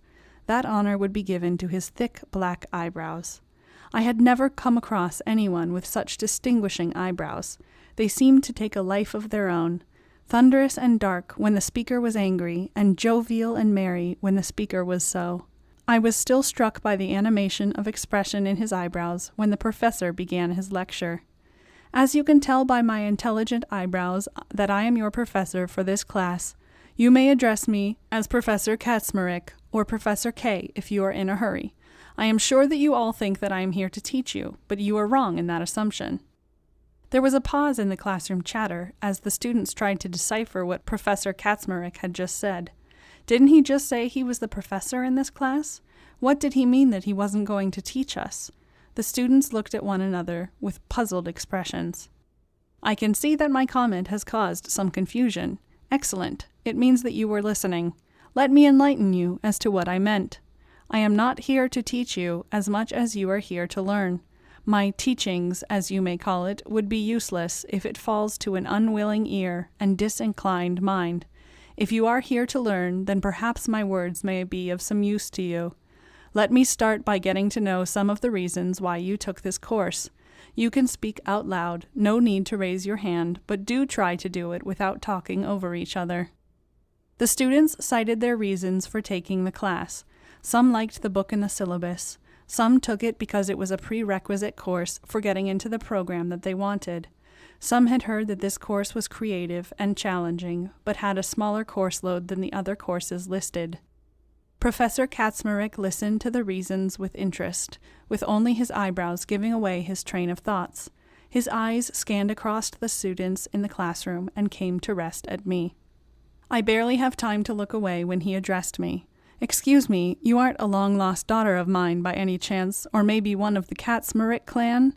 I can see that your eyebrows could rival mine, perhaps not in command, but at least in expression. Do you mind sharing your name? What is the reason for you taking this course?" "Me? I am Cassandra Grace. I took this course, but I am not sure why I did. I thought that if I took this class, I will figure out what I wanted." "Ah, the paradox of choice. Fear not, yours is a valid reason. Having a plethora of choices can be overwhelming. Well, Miss Grace, thank you for gracing our presence." The class groaned at his joke, but Professor Kaczmarek continued. "My dear class, I have just started. You will have to anguish over my sense of humor for the rest of the semester. Coincidentally, when speaking of anguish and suffering, our first book up for discussion is Hamlet by Shakespeare." Paradox of choice? Was that my problem? Was Professor Kaczmarek right? He had said that I had nothing to fear, and that my indecision was still a valid reason to take a course. I hadn't thought that, when I took this course, I would find any clarity in the fogginess that seemed my future path. But sitting here in this class, I felt a strange connection to Professor Kaczmarek disjointed, and some would say eccentric, manner of teaching. He continued about Shakespeare. "What is it about Shakespeare that still makes him relevant 400 or so years later? Think about it. Most contemporary works become outdated and forgotten over a short period of time, but not his works. Why is that?" A few students raised their hands to his question, but Professor K continued on. "Could it be that he touched the one area that would stay as important to us as it did to him? I am talking about human emotions, anguish, fear, love, hatred, revenge. You take your pick. Why have I chosen Hamlet for you? I feel that his angst might speak to your own young, conflicted souls. You might relish the complex agony in his soliloquies and think that Hamlet's internal dialogue could mimic the harshness of the internal critics in your own minds." He paused dramatically, then continued. "Who am I to know? Perhaps you are at peace with your shortcomings in life and have no other enemies to target for revenge. I would say this much, however, as long as you can feel the complexity of human emotions, it is still a relevant read for you. For your first assignment, I would like you to explore your own personal favorite emotion and write a page on it. I would expect this assignment due the next time I see you." With these words, the class was dismissed, but I felt that it was too short of an introduction. Professor Kaczmarek had raised so many questions, mostly about our own selves. I thought about the assignment that he gave us. What was my personal favorite emotion? What was something that I could write a page on? Would friendship be considered an emotion? Did it fall under the umbrella of love? With these thoughts, I headed for my next class. I felt emotionally and mentally engaged, and at least a little content being present at the place for higher learning. Chapter 19. Deciding on a Major. I was thinking about the three witches from Macbeth, another Shakespearean pick by Professor Kaczmarek, the ones who were said to represent the three fates. Ellie caught me thinking. "What are you thinking about, Cassie? How do you know that I was thinking about something?" "You have your thinking face on." "I have a thinking face?" "Yes, and a sleepy face and a hungry face. So, what were you contemplating?" "I was thinking about the three fates. Have you ever thought about them?" "No, I can honestly say I haven't. The only mythical creatures that I will be thinking about would be the muses. You know, since I am an aspiring actor, wanting to be an inspiring one." "That makes sense. I was wondering about which of the three fates was the strongest. Clotho is the spinner of the thread, Lachesis is the allotter, and Atropos is the inevitable, the one who cuts the thread of life. I would think that with a powerful moniker like the inevitable, it would be Atropos." "True, but I was thinking it might be Lachesis. She is the one who decides how much time for life would be allowed for each person. If anyone can change a person's destiny, it could be her, since she has the ability to extend life. Interesting. What did your favorite professor say? The same as you did. With a name like the Inevitable and the one who hands out death, Atropos is the clear winner. Ha, he agreed with me? I guess I could be a professor too. Come to think of it, Professor Ellie has a nice ring to it. I laughed. You will have a hard time being a professor, Ellie. Why is that? Because you will be too busy signing autographs for your students. I should be called Ellie the Autograph Signer then. Maybe. Or you could become the newest muse to be added to the lexicon. Lexicon? Fancy university language there, Cassie. It sounds like you are fitting right in. I couldn't help but smile at Ellie's words. In literature class, Mr. Kaczmarek moved on to Greek myths and mythology. After reading the story about Eurydice, it was all I could think about. I became obsessed with the idea of the underworld. The underworld didn't seem real to me. It was like a forgotten dream in our waking memory. It was like a place we had gone before. Why did stories about visiting the underworld ended in tragedy? Had no one ever returned safely? All the myths I had read had an element of heartbreak and sadness. Mr. Kaczmarek said that the sad stories were more memorable and easier to understand. He said that we don't always understand what makes us happy, but we do know what makes us sad. Why was it easier to be sad than happy? Maybe what he said was true. No matter how long the period, happiness is only brief. It is recognized in retrospect, contrasted to unhappiness, and at times hard to remember. Sadness echoes in every crevice of the heart. It lingers. It becomes an entity all on its own. During my first year at university, I took all the courses that I could manage in my syllabus in order to see what I would like. It was now time to come to a decision. After much deliberation, I decided on my major and broke the news to Ellie. She didn't say anything, but I did see her look outside the window. What are you looking at? Oh, I was just looking at the sky. Why? Is something there? No, not yet. The sky hasn't ripped open. There are no signs of any impending apocalypse. I didn't see a flying pig either, but I just wanted to make sure. So you have finally decided, huh? Ellie said. You can stop looking for signs of impending calamity, Ellie. I know I had been indecisive about it. My indecisiveness registering 10 on a scale of 1 to 10. But now I have chosen my major. That scale seems underrated. What scale would you use then? It is more like you were indecisive on a scale of 1 to Hamlet. That scale would work as well. So, what did you choose? I chose Hamlet. I meant, what major did you choose, Cassie? English literature. That makes sense. So, you going to be a writer then? I haven't thought about that yet. Ellie sighed. That makes sense too. I didn't expect you to have decided that yet. She looked out the window again. Ellie, you can stop looking out the window. The sky will not fall just because I finally decided what I want to do with my life, I said, laughing. It might, said Ellie, laughing too. Congrats, Cassie. Your favorite professor must be delighted at the news. Yeah, he said I made a major decision, choosing my major. He said that? Does he often make jokes like that, and you still chose English Lit? It is not that bad, and I like it the most out of all my courses. I was just kidding, Cassie. I see how your face lights up when you talk about it and how happy it makes you. It does make me happy, I said, beaming. You finally found your ikigai, Cassie. What's that? Excuse me for being an ignoramus. It is a Japanese concept that roughly translates to finding your purpose, or a reason to get up in the morning. Iki means life, and kai is the realization of hopes and expectations. The theory is that by finding your ikigai and keeping busy with your purpose, you will enjoy a long and happy life. Wow, that is beautiful, Ellie. Maybe I have. Hopefully I have. Maybe someday I will. Okay, no need to solve all of life's big questions in one day. We should celebrate this momentous occasion.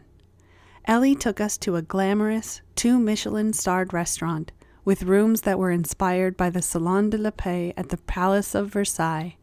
The dishes were amazing, and I am sure the bill was as well.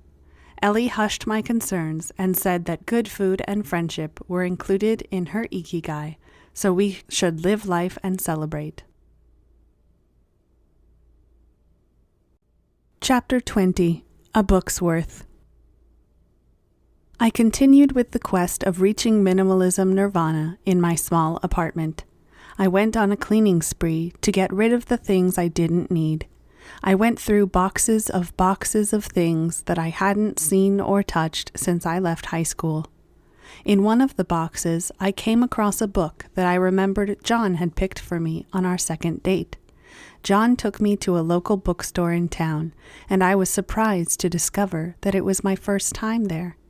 When I had wanted to borrow books, I would usually go to the school or the public library. I must have missed seeing the small bookstore before, because it was hidden behind a huge oak tree.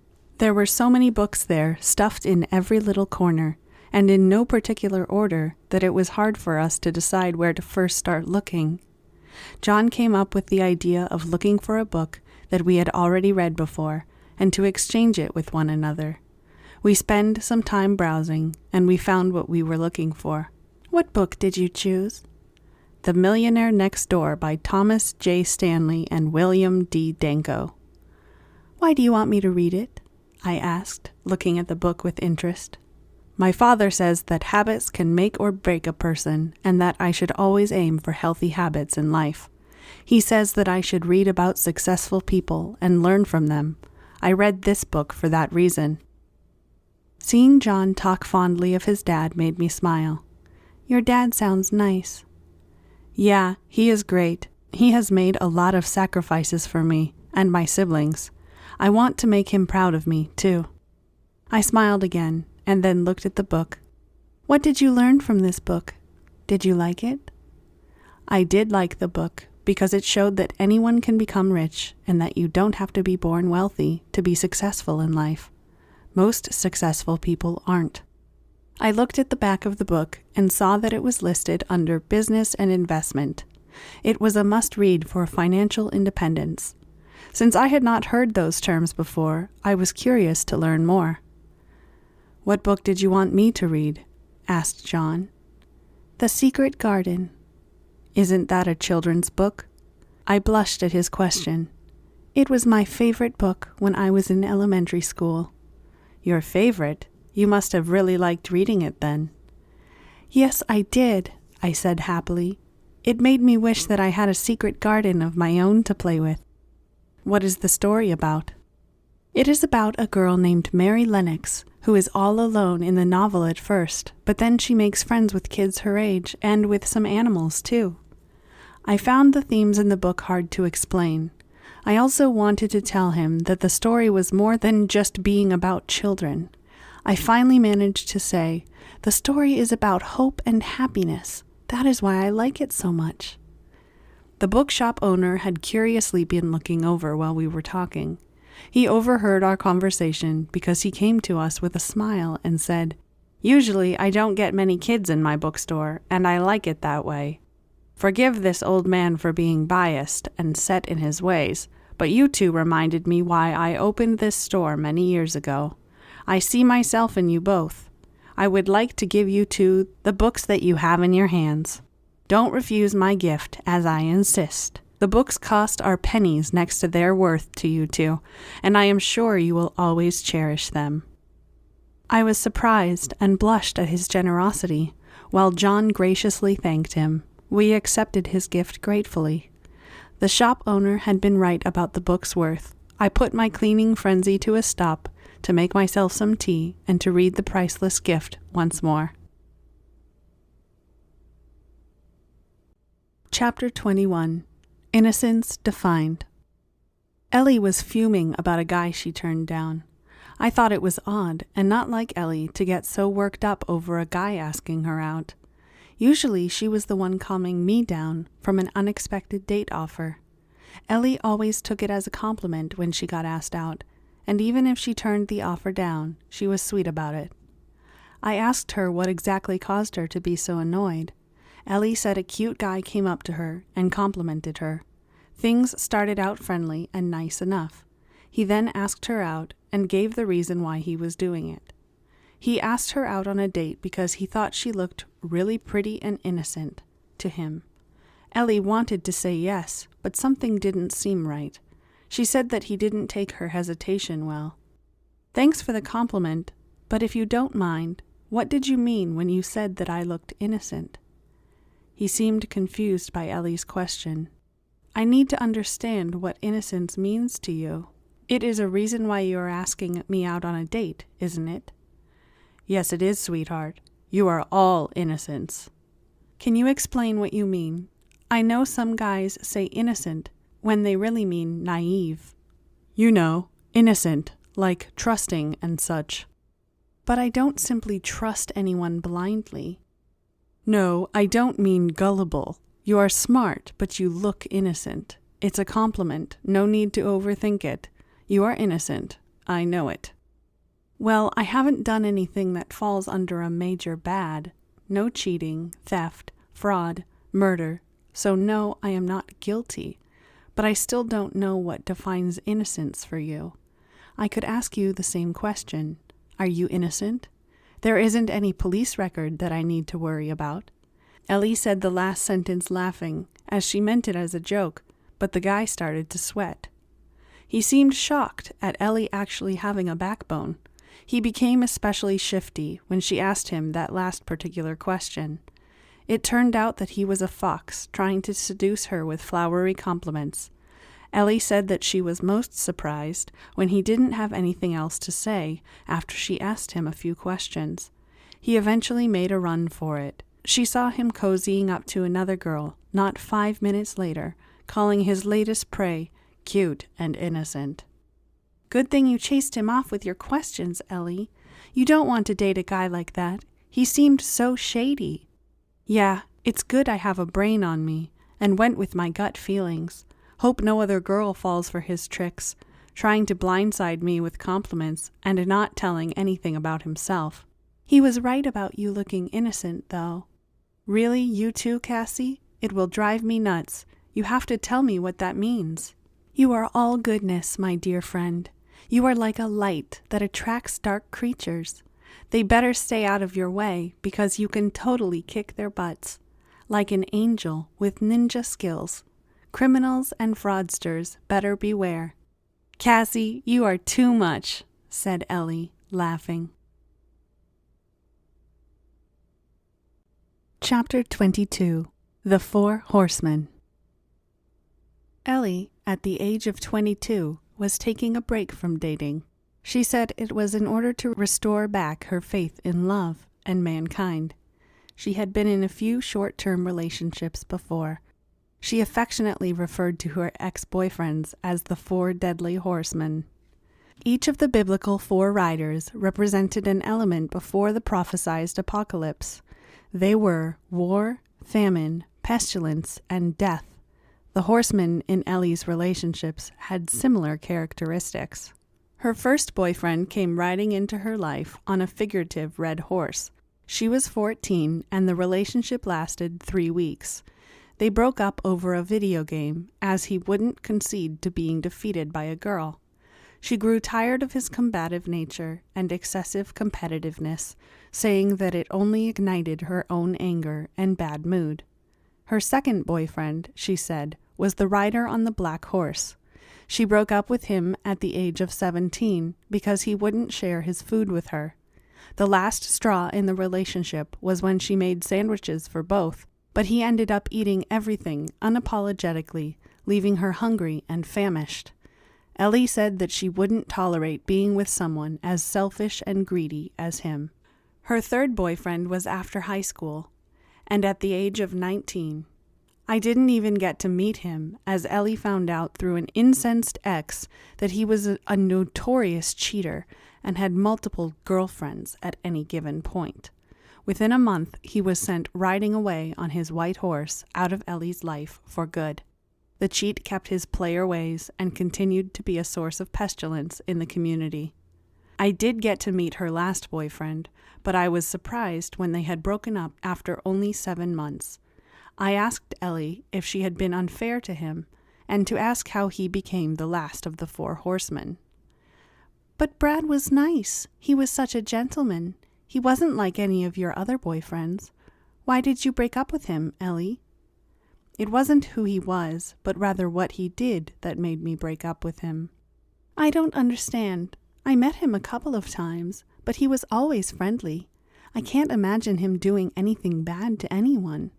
No, technically he didn't mean to harm anyone else, and I agree that he was perfect in every other way. "Then why did you two break up? Why do you keep calling him Death on the Pale Horse?" "Cassie, do you remember your conversations with him?" I thought back to our conversations, but didn't remember anything unusual, except that there was this one thing. "Ellie, I do remember that there was this one weird thing. I kept sneezing whenever he talked. But that was me and not him." I remember when Ellie first introduced me to Brad, I kept interrupting our introduction by a series of sneezes. He could barely finish a sentence in front of me without being interrupted by my sneeze. Come to think of it, that happened every time he came over. "Cassie, that was part of the reason why I broke up with him." "So you broke up with him because you thought I was allergic to him?" I asked, confused. "No, dummy, you weren't allergic to him. He was a smoker, and you kept sneezing because of the lingering smoke smell coming from his clothes." Ah, now it made sense. I was very sensitive to any smoke, and couldn't help sneezing if it was in my vicinity. One of my many charms besides being hopelessly indecisive. His smoking was the deal breaker? I think that he really liked you, Ellie. He could have quit. Did you talk to him about it? He had told me that he was a smoker on our first date, but I didn't mind it at first because he was so cute. I thought that he would eventually give it up, but he kept smoking cigarette after cigarette on our dates. I finally had to break up with him when all I could smell was cigarette smoke. That is a bummer. What a lousy habit to get stuck with. It is unfortunate. He could have been such a catch, too. Yeah, I know, but it was his decision to keep smoking. I had to decide what was best for me, and my health as well. I understand now, Ellie, that you didn't randomly break up with him. So are you still going to take a break from dating? Yes, it will probably be for the best right now.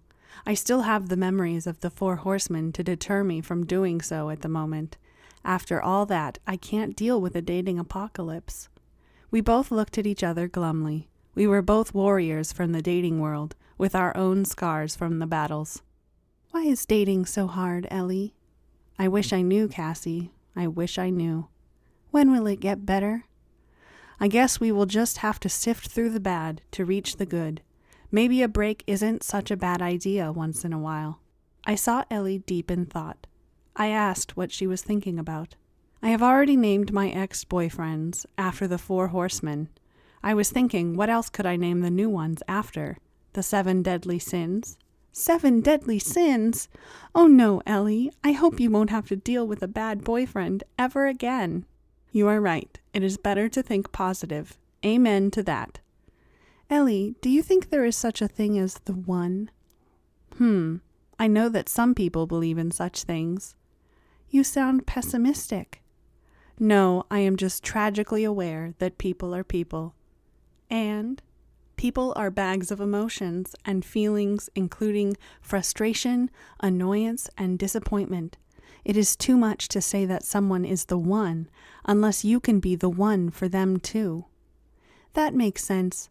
We shouldn't put all our hopes onto one idea or person unless we are willing to commit and sacrifice for them as well. Or Cassie, we could just delude ourselves into thinking we are both the ones and live happily until we die.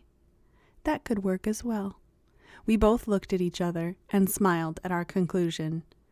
Truth be told, no matter what Ellie said, she was a hopeless romantic at heart. After her break from dating, she will be back to her optimistic self again. Her heart was too big for setbacks or resentments when it came to finding love. Chapter 23. Love Song. Ellie has been all over the news lately. She attended an awards ceremony held somewhere in Europe. She looked ethereal in her fitted light blue gown, with her golden hair done in soft waves. It had been raining that day, making it slippery condition for high heels. I had gasped when I saw Ellie slip on live TV, right into the arms of a handsome attendee. A very desired and eligible someone. It turned out Ellie was in the enviable position of falling in the well-defined arms of the biggest K-pop singer in the world. The press went wild. The picture was featured in all the entertainment magazines. I saw Ellie apologize profusely to the singing sensation for her misstep. He looked a bit dazed, but was he angry? It was hard to read his expression. I wanted to reach out and give poor Ellie a hug. We later found out that the singer had instantly been smitten with Ellie. Soon after his fateful encounter with our golden heroine, he wrote a romantic ballad, and it became his biggest hit. In the song, he crooned about meeting a falling angel one rainy day, and the song was entitled Eleanor. Ellie had inspired her very own romantic love song. My empty heart and lonely eyes searches you in the open skies. For your name I had been calling, my beautiful angel, you had been falling. Raindrops, raindrops from the sky. Heart pounds, heart breaks, and I cry. Eleanor, my love, how far have you come to see me from the heavens above? Eleanor, sweet angel, how far have you come to embrace me from the heavens above? I walked in the room to find Ellie dancing to the same melody. She froze when she saw me. She had a guilty expression, like she had been caught red-handed. Ellie, what are you doing? What? I raised one eyebrow at her. What song are you playing? Oh, it's nothing. I squinted my eyes at her lie. Why are you looking at me like that? You know he wrote that song about you. Yes, I know, but I can't help myself. It is just so catchy. I just shook my head. Despite Mr. Handsome Singer's love song and romantic overtures, Ellie remained dedicated to her acting pursuits. This was a little ironic and hypocritical of her, considering how much she wanted me to date and find Mr. Right. Ellie often made fun of me and my imaginary list of requirements for my potential dates. She made it seem like I was super picky. She would pretend to be me, shaking her head in disapproval and ticking off her fingers. Too loud, too creepy, too smelly, too perfect, too weird. When she was sure that I wouldn't stop her, she would continue with the exaggeration. I want someone who gets me, someone who likes ice cream in any weather, but especially in winter, and despite having the flu. Someone who likes to listen and someone who likes to talk, preferably one who can do both at the same time. Sensitive but strong, deep and brawny, a strong, silent but social type. On and on she went dramatically. He shouldn't live too near, as that would be too convenient. He shouldn't live too far, as that would be inconvenient, etc., etc. As she seemed to enjoy her creative little monologues, I didn't correct her. Personally, I thought she had it wrong and was being silly about the situation. Despite what she said, I would say I was pretty open-minded. I did have only one major requirement, though. Above anything else, I didn't want to date anyone named John. What if it is your John? What do you mean? I said, blushing and trying not to think back to John Damon from high school. What if John comes looking for you? You won't send him away and ignore him again. You make me sound like a heartbreaker. You didn't answer back his texts. I was 16. I didn't know any better, I said sheepishly. So you admit you did him wrong. Now that you know better, you won't do it again? What if he doesn't come back? What if he does? What if he doesn't remember me? What if he did? I could see that Ellie wouldn't let the topic go, and my brain got tired of the hypothetical situation. Exasperated, I said, "If John comes back, I will never send him away." "You promise, Cassie?" Yes, I promise. But until that happens, I don't want to date anyone named John." Ellie laughed. "I feel sorry for Johns everywhere." "Maybe they are the lucky ones," I muttered darkly. Chapter 24. Blind Date. I was set up for a blind date by a well-meaning neighbor who said that she had the perfect match for me. As I headed towards my date, Ellie reassured me that she will bail me out if things didn't go well. I reached the restaurant to see a guy who could be mistaken for an Abercrombie model, dressed impeccably, waiting by the front doors. As he was already on time and waiting for me with a pleasant smile, I felt that the date would go well, and that I was unnecessarily worried about calling Ellie for help. As the date progressed, however, my blind setup started to fall under the category of too weird. "So, I will tell you up front that I am looking for the one," my blind date said, looking at me expectantly. "I am a very faithful person, and I want to spend the rest of my life with that special someone. I want to wake up every morning next to the special lady by my side." "That sounds lovely. What kind of person are you looking for?" "Good question. I can see that you are very smart. I am looking for someone like me. You know, confident, open-minded, and, of course, someone as pretty as you. I have never met a girl as pretty as you, Cassandra." "Please, call me Cassie," I stammered, suddenly feeling very self-conscious after his bold compliment. "So, you stammer. How cute. If you stay with me, I promise that you will never stammer again. I have that effect on people, you know. I think they look up to me, seeing my confidence and success as quite a remarkable entrepreneur. I inspire them for sure. You know, there was a time when I had solved—" My blind date continued talking about his talents, but I was taken aback by what he had said. Suddenly, I remembered a conversation I had with John. Back then, I had also inadvertently stammered on our date. "I am sorry, John. Sometimes I stammer when I get nervous," I said, embarrassed. "Please, Cassie, I wish you wouldn't apologize for that. It isn't anything to be embarrassed about. You are not alone.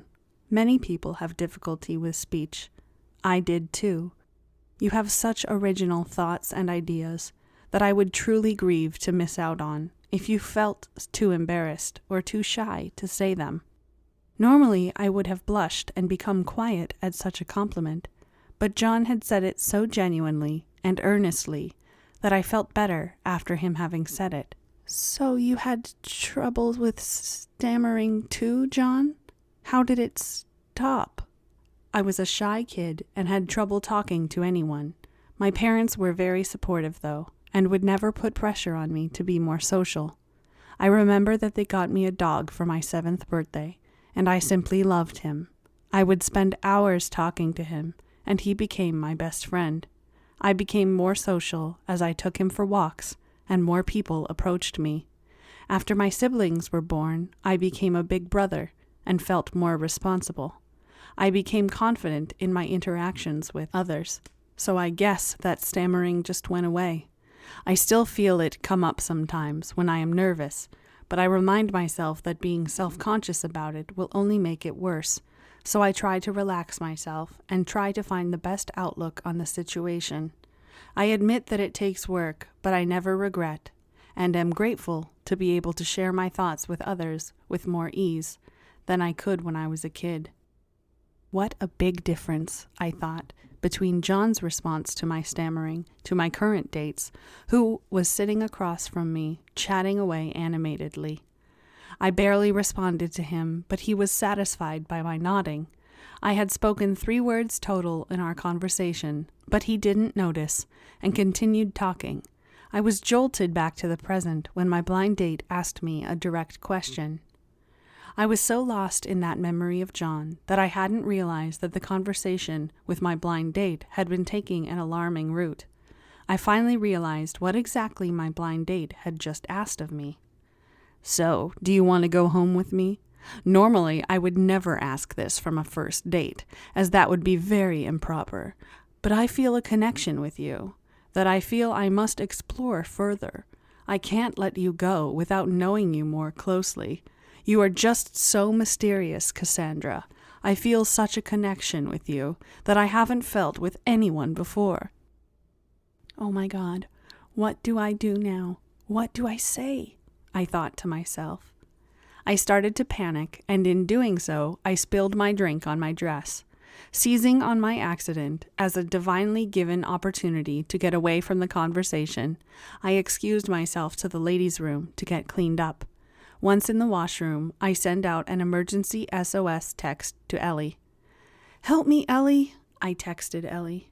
And like the darling angel that she was, she immediately texted back that she was on her way. I waited a while longer. However, I couldn't stay much longer in the washroom without my date getting suspicious. I returned very slowly back to our table. He seemed glad to see me back, and this time he proceeded boldly by holding my hands. I was about to pass out in my anxiety, but then I heard a commotion in the restaurant. People were talking loudly and were suddenly more animated. There was excitement in the air as a big Hollywood star had arrived at the very same restaurant. "It's Eleanor James," the restaurant patrons whispered excitedly. Oh, thank God for Ellie, I thought. Even my blind date was distracted by the noise. He excused himself and asked me to come with him to see what the excitement was about. He informed me that he was a fan of Ellie and that he would like to get her autograph. As we reached her table, I saw him ruffling his hair and setting his tie straight. "Excuse me, Miss Eleanor James. I am your biggest fan. What an honor to meet you. I have to say that I have never met a girl as pretty as you. You are such a bold actor, so very confident, just like me." I had to stop myself from laughing at his false gallantry. My blind date had said to Ellie what he had minutes earlier already professed to me. I had been feeling bad about leaving him during our date, but now I saw his distraction to Ellie as the chance to head for home unimpeded. He barely listened to me when I said that I had to leave early and said goodbye. He continued to talk to Ellie while I headed out the restaurant and grabbed a taxi. Later, Ellie would tell me that my blind date had invited her to his apartment as well, saying that he never said that to anyone before, and at a first meeting, Ellie had called security at that point, and my blind date had been escorted out of the restaurant by 2 burly bodyguards. He did text me a few times the following day, saying that he was sorry that our date had been cut so short, and that he wanted to get to know me better by having another date. I had politely declined another meeting and had thanked Ellie 1,000,000 times for coming to my quick rescue. Chapter 25. Opposites in Nature. Ellie remained my emergency rescue for bad dates, but soon she became too swamped by several new acting projects.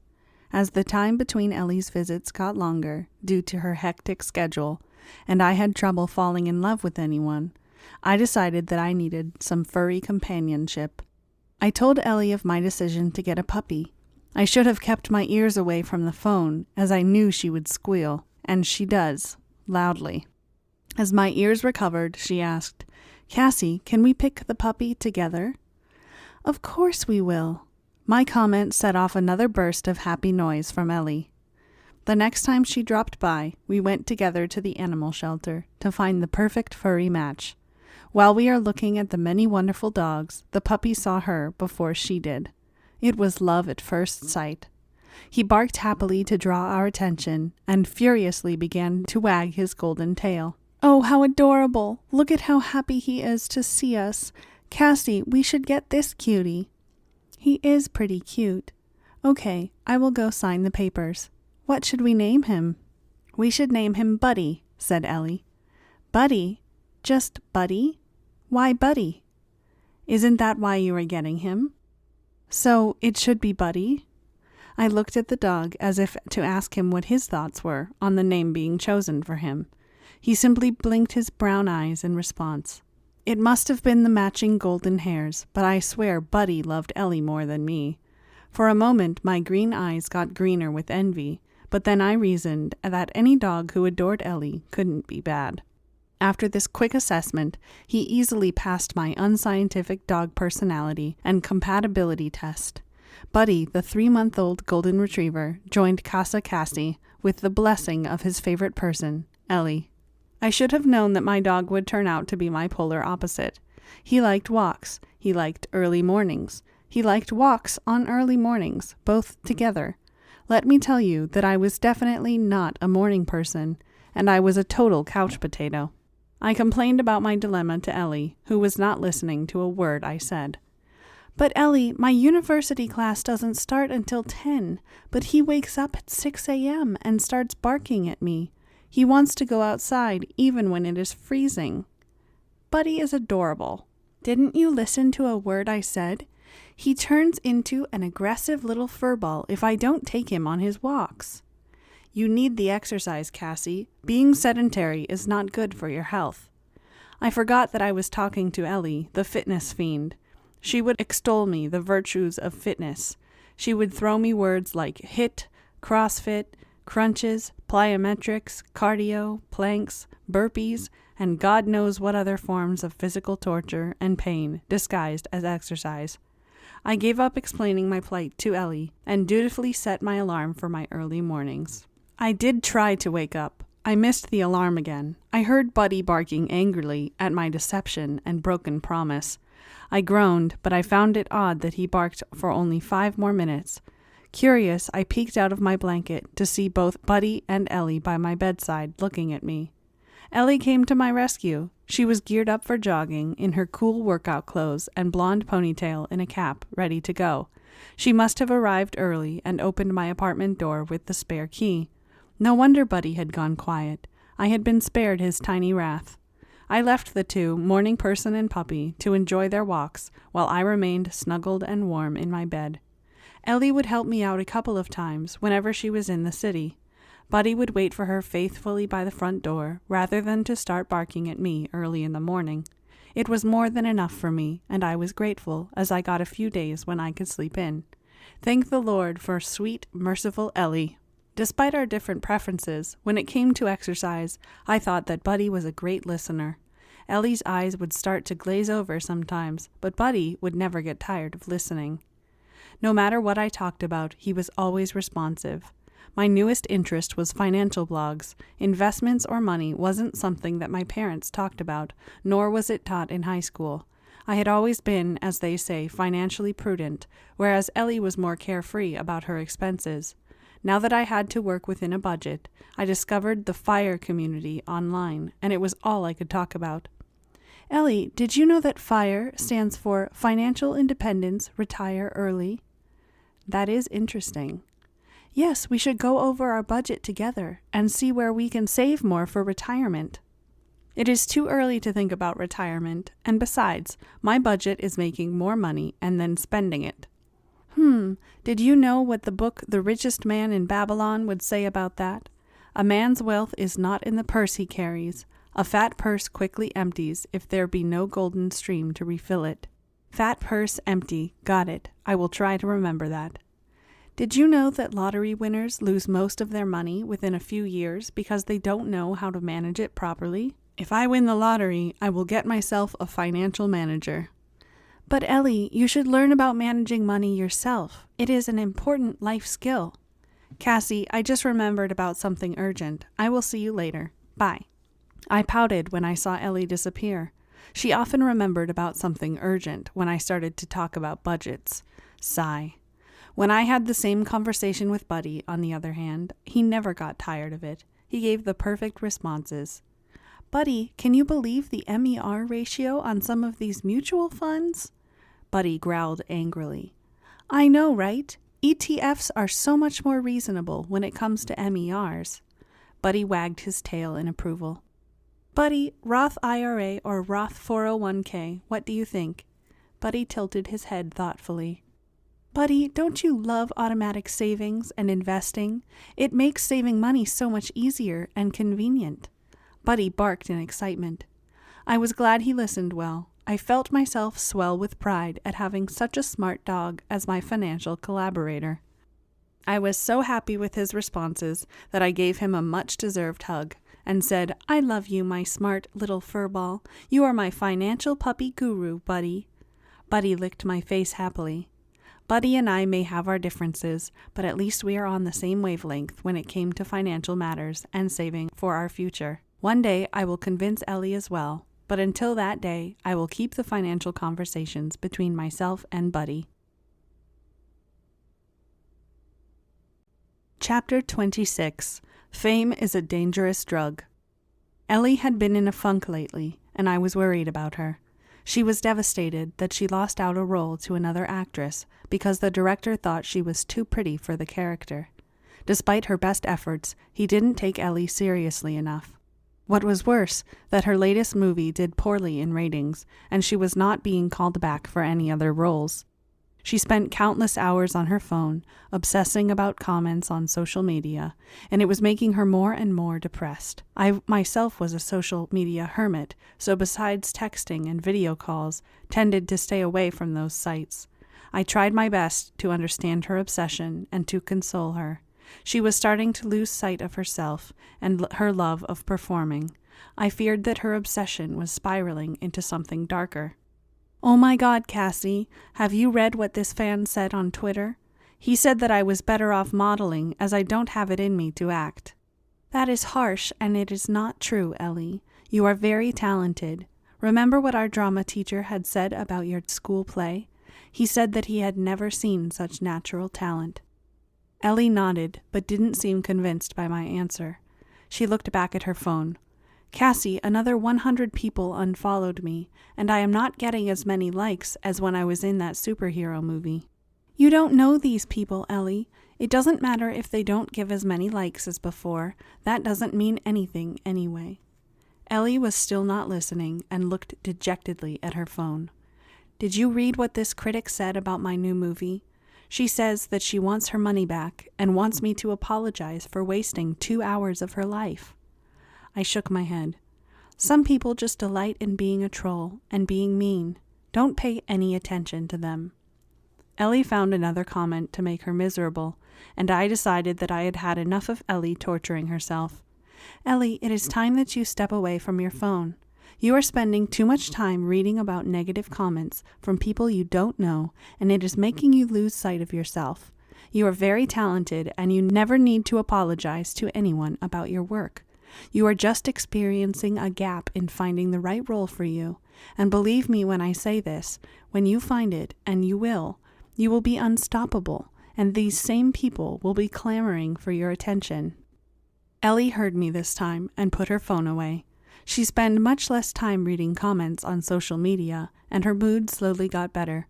In her sad state, she had made herself isolated from the world, and had stopped doing the things that she enjoyed.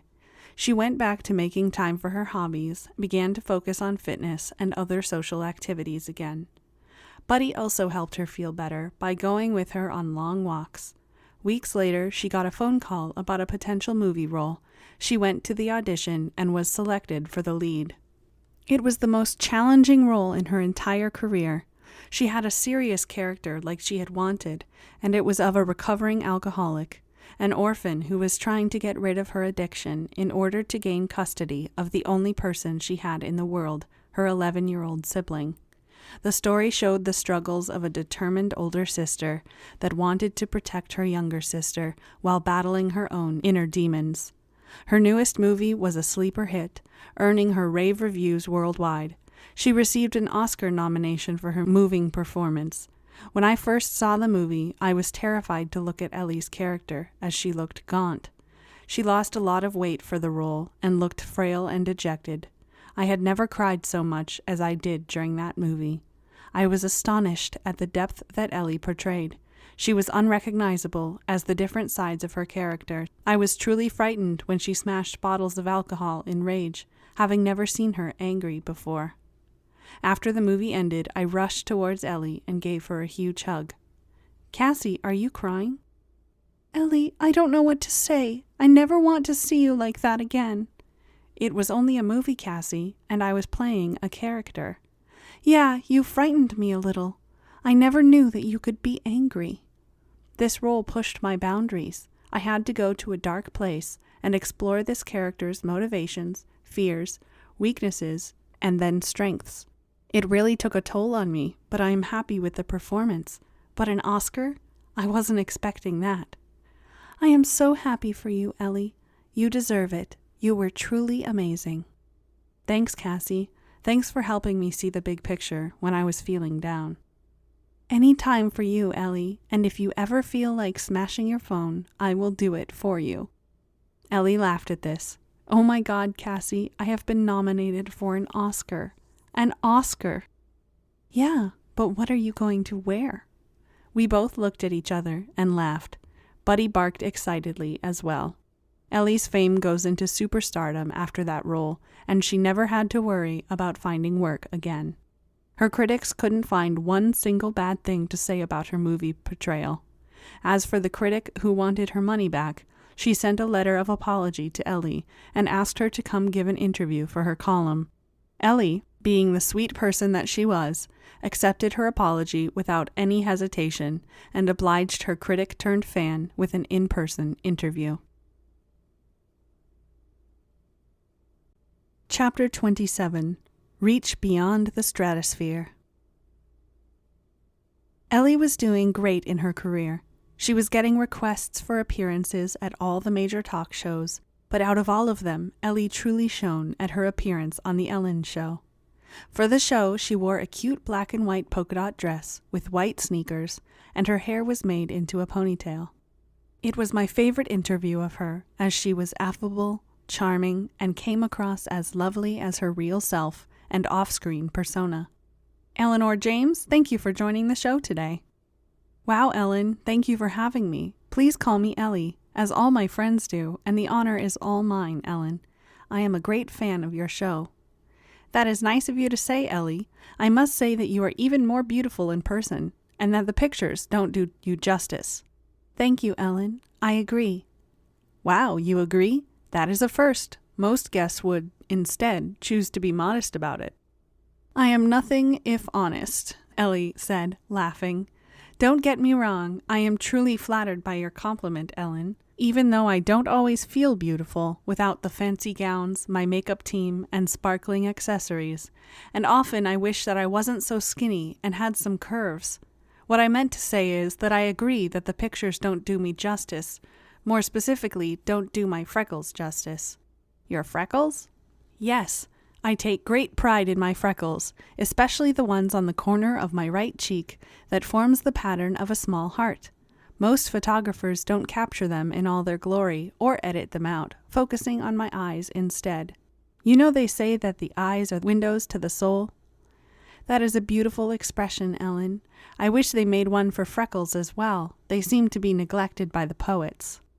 Perhaps I could try something like Ellie's freckles are windows to the heart.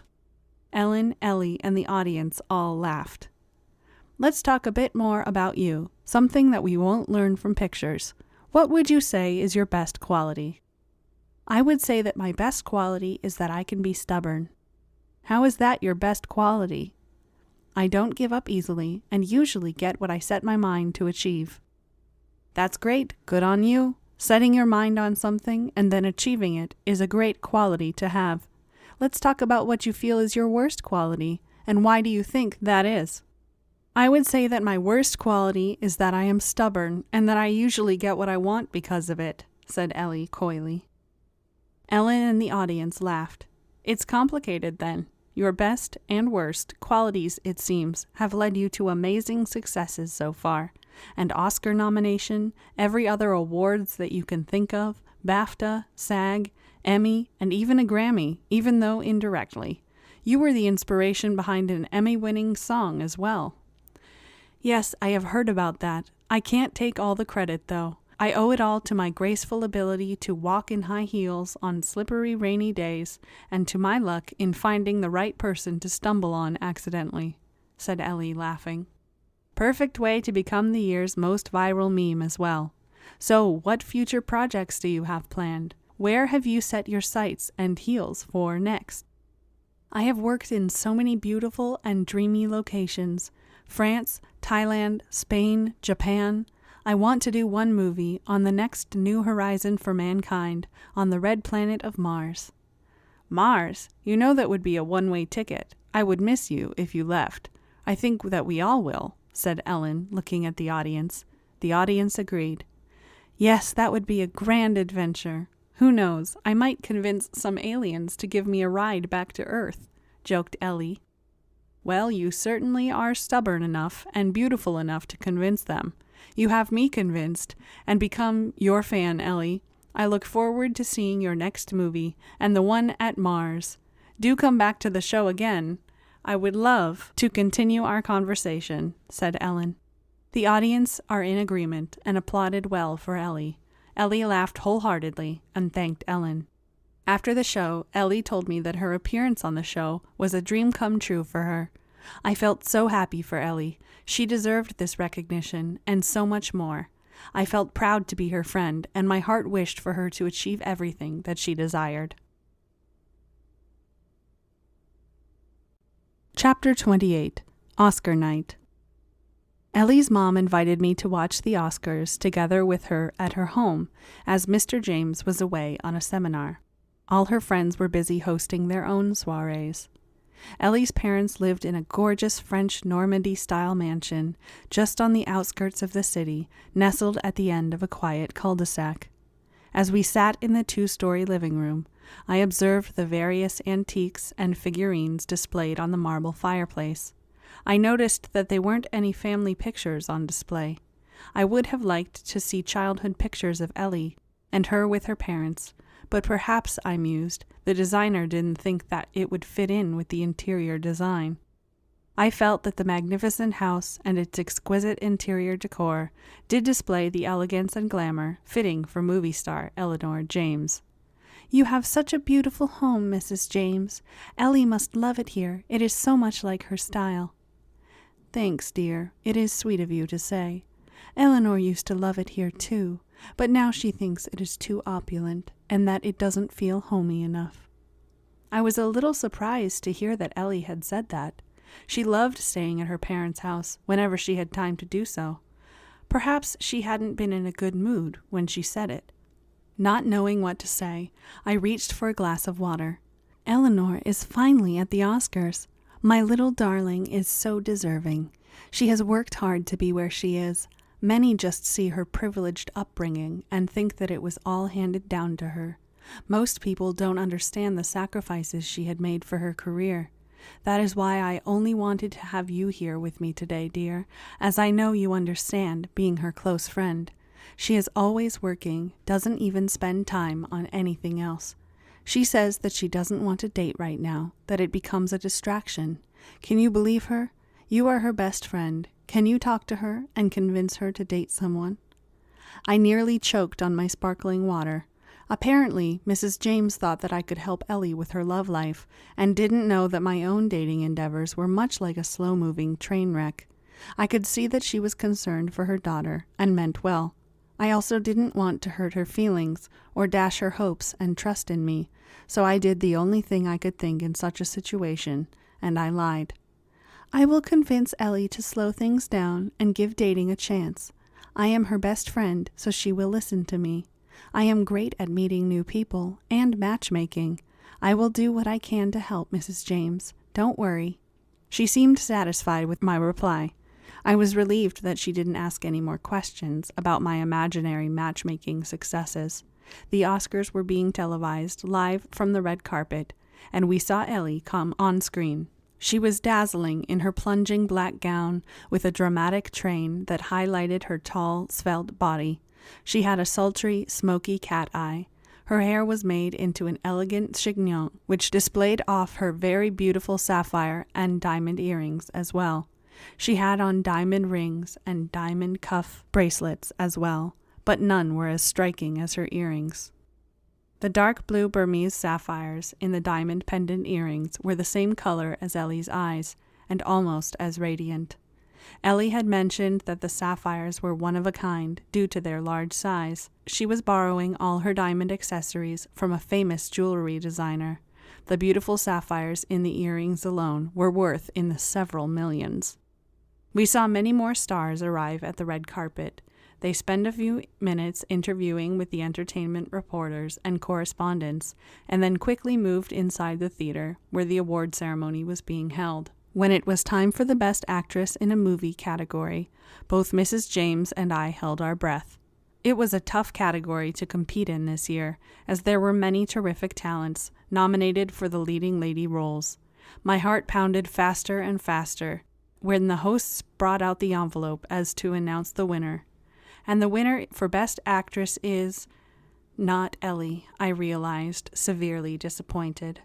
Mrs. James and I both had our jaws drop in disbelief, but unlike the two of us, Ellie's demeanor stayed the same. She graciously clapped for the winner without any hint of disappointment. "She has been robbed," cried Mrs. James.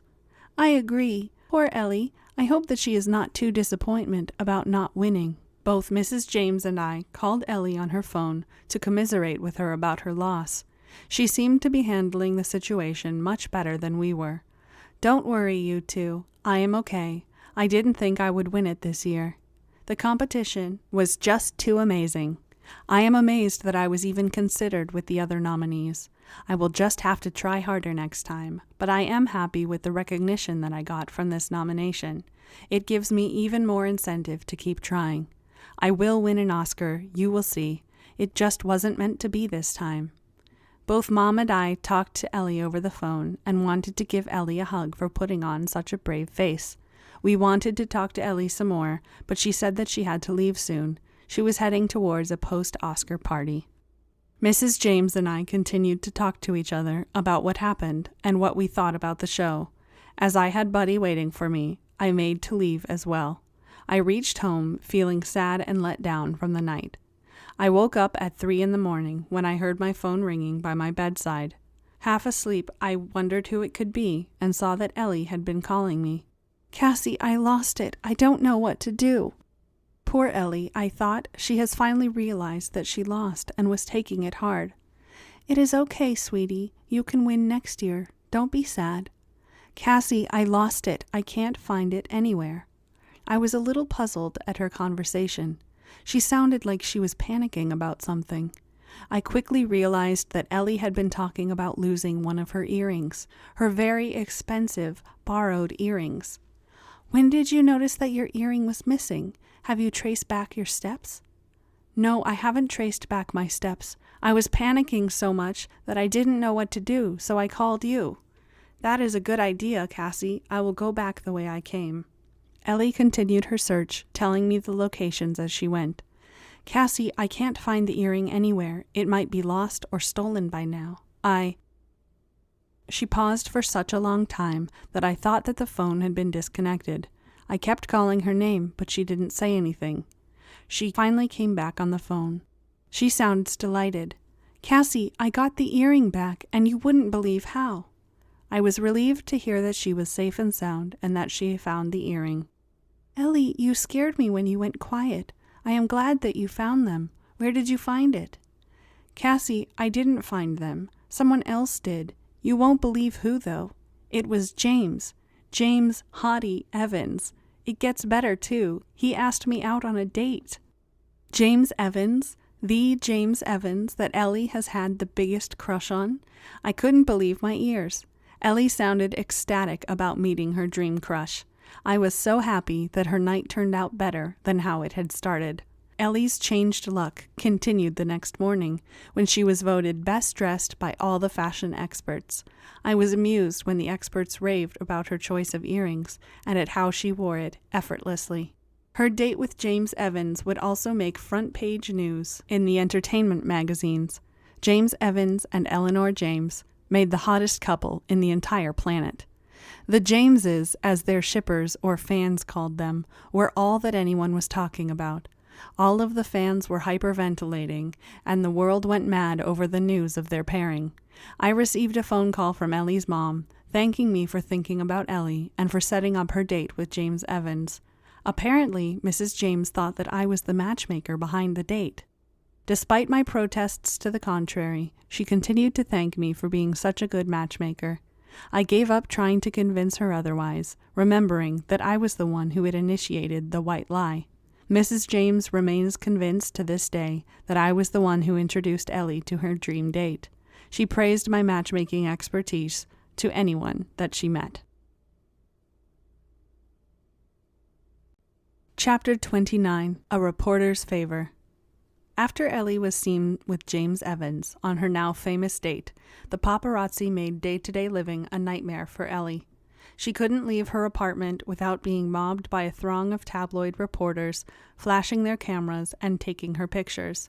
As soon as she was spotted, the paparazzi gathered round her. They asked her a stream of questions regarding her date and yelled very personal questions about her love life. At first, Ellie was amused by their attention, but more and more she started to get frustrated when it would interfere with her daily chores. She missed going for an afternoon run and couldn't even leave her apartment to come see me. She was starting to feel like a prisoner in her own building. I decided to save her some agony and to visit her until the paparazzi fervor died down. I was on the phone when I reached her apartment lobby and was about to enter past security. "Yes, Ellie, don't worry, I am just getting in." "Excuse me," I heard someone say loudly. I turned to see it was a man who held a photographer's camera. "Yes." "I couldn't help but overhear that you were talking to someone named Ellie. You weren't talking to Eleanor James by any chance?" By the sound of her name being said, countless other photographers started to gather around me. They quickly started to ask questions. "What is Eleanor doing now? How serious is she about James Evans? Is she in love? Is she going to marry James? Has she already married James? Why is she hiding? Is she pregnant? Are you her friend? What do you think about them dating? Do you think it will last? Have they broken up? Is she dating someone else?" On and on the questions went. I stood there dazed, frozen on the spot, and unsure of what to do. The man who had first addressed me and asked me about Ellie quickly grabbed my hand. He took me inside the lobby, while the building security guards handled the growing paparazzi outside. "I am sorry about starting that commotion. I should have spoken softer so that the others had not noticed." "It's okay," I said, still recovering from my brush with paparazzi. "If you don't mind, I just wanted to know how Eleanor was doing. She is an ambitious young star and very talented. I had interviewed her when she first started, and I knew that she would do great in this industry. I recognized you as you were with her on that day, and she said you were her best friend and moral support. I know that she was very focused on her work and not on dating, so all this press about her love life must be difficult for her." I looked at the reporter and felt that he was being genuine in his concern.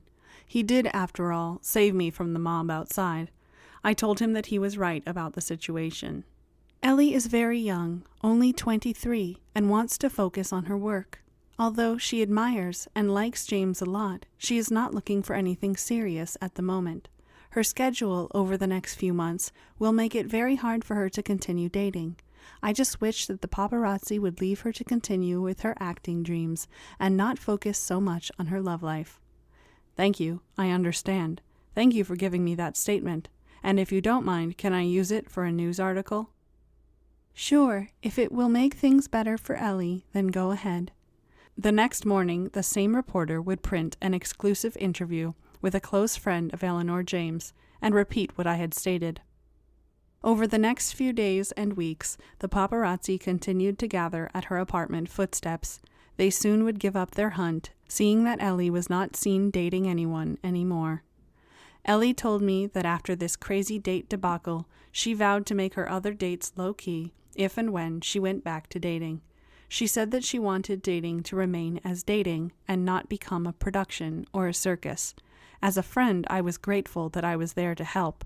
Luckily, I made the right choice in trusting the one reporter that was actually concerned for her welfare among the sea of paparazzi.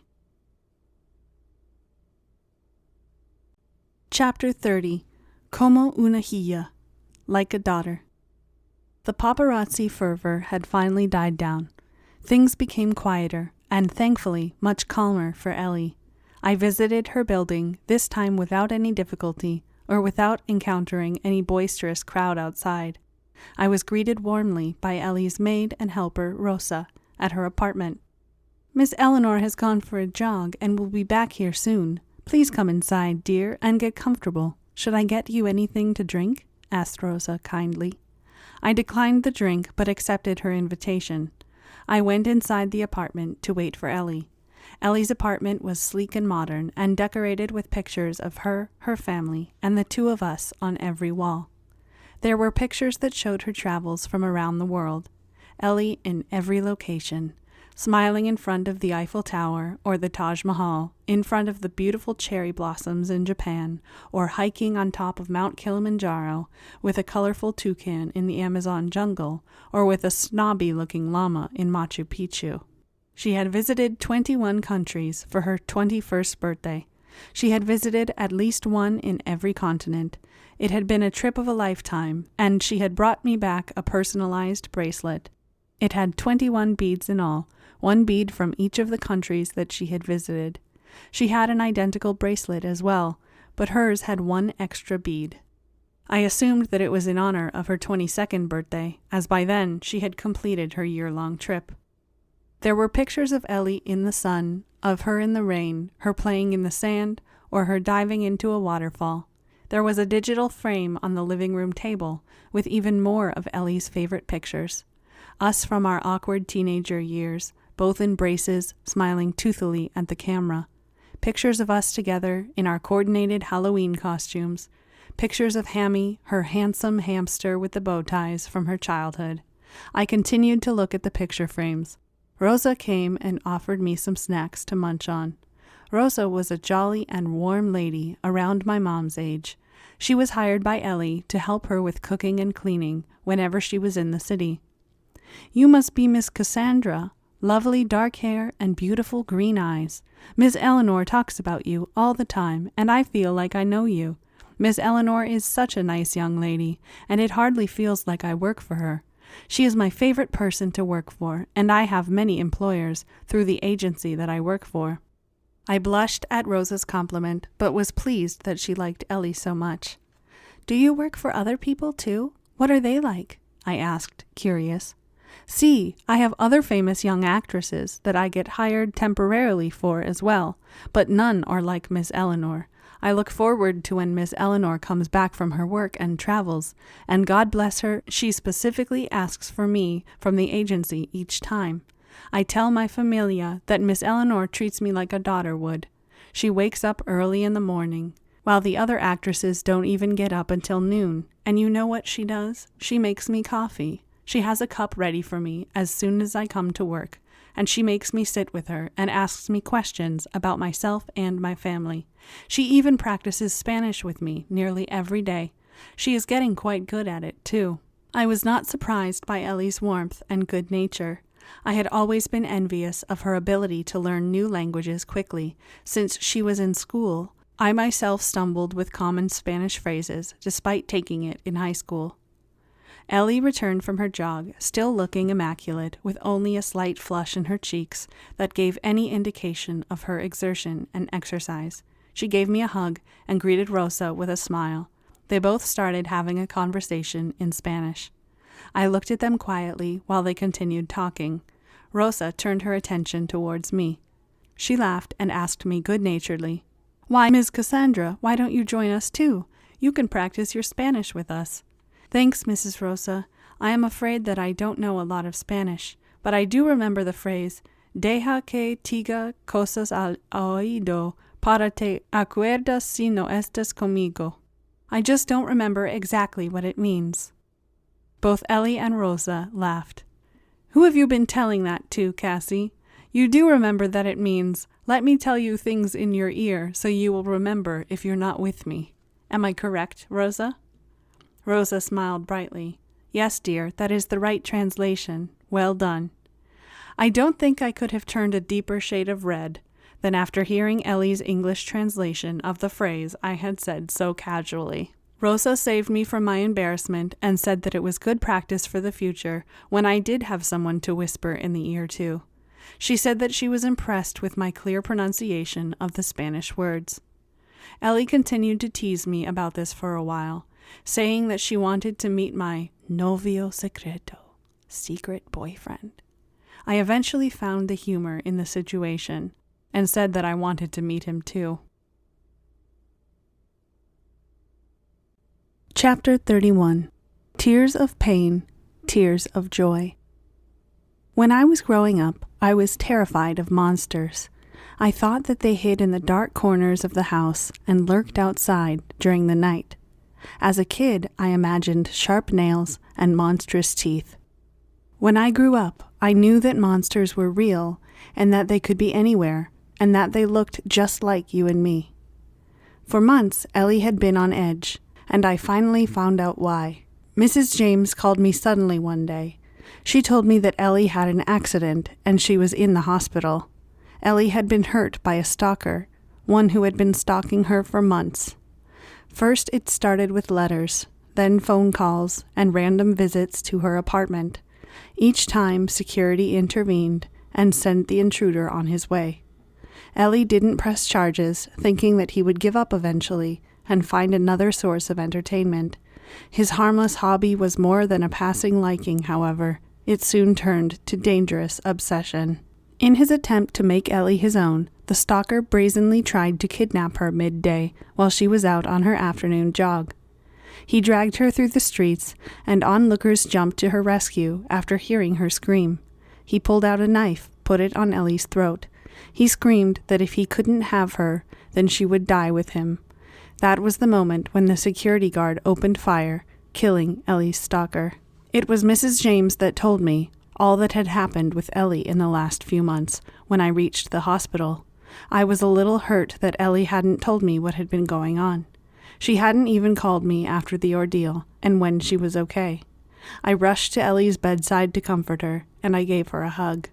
Looking at her bandages and bruises, however, I started to cry instead. Ellie became distressed seeing me cry. "This is why I didn't want to tell you. I rather bear all my injuries and more than to see you cry, Cassie." I was shocked, not by her words, but by something else. This moment felt familiar to me. Someone else had told me the exact same thing that Ellie had just said, lying on a hospital bed as well. He also had been close to my heart once. I tried my best to quickly stop my tears. As I wiped my eyes on my sleeve, Ellie passed me a tissue. "You are too much. You know that, Cassie. I love you, you crybaby." "Thanks, Ellie," I said, sniffing. "I am a total wuss. I know. I will try to be brave, like you." The last time I had been in the hospital was when John had gotten into an accident during our date. We went on a bike ride for our second date, roaming around the pretty spots in our neighborhood. John was having a lot of fun, and he was excitedly showing me the locations where he had looked for me when we had first met, and I had disappeared on him. "Where did you go that day, Cassie? I can't figure it out. I looked for you everywhere." "I might have gone to the library. Usually I go there." "No, it can't have been there. It was the first spot that I checked." "I know a shortcut through the park. Maybe I went through that." "I know that spot. I checked every spot and covered all the grounds, Cassie, but you simply vanished. You don't have a Harry Potter's invisibility cloak by any chance?" asked John, referring to Harry Potter. "No, but I wish I did. It would be a nice change from running away from people," I said, laughing. "Did the earth swallow you, or did you hide in the clouds? That is the only way I couldn't have found you," teased John. "Well, you might be close. There is a treehouse that I go to, but very rarely." "So you weren't on ground, but up on a tree? No wonder why I couldn't find you." John got very excited about his discovery, but in his excitement he didn't pay attention to the coming car. The driver of the car was distracted as well, and he nearly collided directly with John. I screamed as the car narrowly drove into John. He swerved on time, but John rode onto the pavement and collided with a pole. I rushed next to him as he laid sprawled on the pavement with one of his arm rotated in a weird angle. "Oh my God, John, are you all right?" "I am okay, Cassie, but I think my arm might be fractured." The distracted driver got out of his car and rushed towards John to see how he was. After seeing his condition, he quickly called for an ambulance. I stayed next to John in the ambulance all the way to the hospital. His X-ray showed that he had a broken arm, and soon he was put in a cast. As he laid on the hospital bed, I saw him wince uncomfortably, and after seeing him in pain, I started to cry. "Please don't cry, Cassie. I am okay." "But you broke an arm. It must be hurting," I said, crying. "It is not that bad, actually." "He could have really hurt you. My heart nearly stopped when you were hit by the pole." "That was a little inconvenient, but it could have been worse." At his words, I started crying even more. John got visibly upset seeing me cry. He tried to console me, but I wouldn't stop the tear works. "Cassie, please don't. I would rather break another arm than to see you cry." I didn't stop crying. "Fine, I will add another leg." I still had tears in my eyes, but I was shocked by his statement. "That is a bit much, John, breaking 2 arms and a leg over my tears." "It is not even close. I will rather break all the bones in my body than see you cry. I will gladly accept my life as a rubber man." I laughed at the ridiculousness of his statement. I don't know how or when it happened, but I was holding John's hand. We had never held hands until that point. It felt warm, and I felt safe with him. John continued talking about all the things he would do to stop me from crying. Some of his ideas were so outrageous that by the end I had tears streaming down my face from laughing so much. Chapter 32. Demons from the Past. The doctor warned us that Ellie might suffer from post-traumatic stress disorder after the stalker event, and that we should keep an eye out for any signs of changes to her thoughts, emotions, or behavior. Mrs. James, however, also was worried about something else. She worried that it might trigger another old memory in her daughter. "I hope that Eleanor is not reminded of the time she was abducted by this horrible event." "Ellie was abducted? She never told me about that."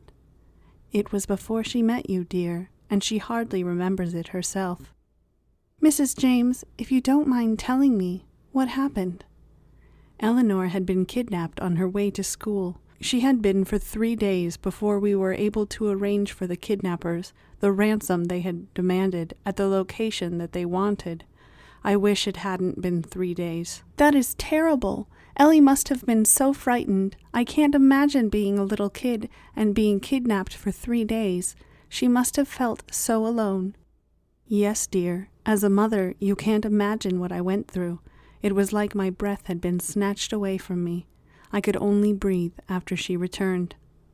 "I am so sorry, Mrs. James. I should have thought about my words before I spoke them. I didn't mean to hurt you."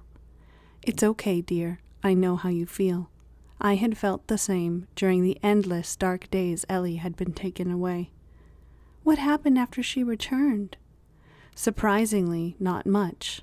Eleanor had seemed mostly unaffected after she returned, except for getting a few nightmares. Her therapist had said perhaps she had repressed her memory of the event in order to cope with it, and that another such event might make her remember it again. "Oh, my poor Ellie. She had to go through such a thing again. Do you think that we should talk to her about it?"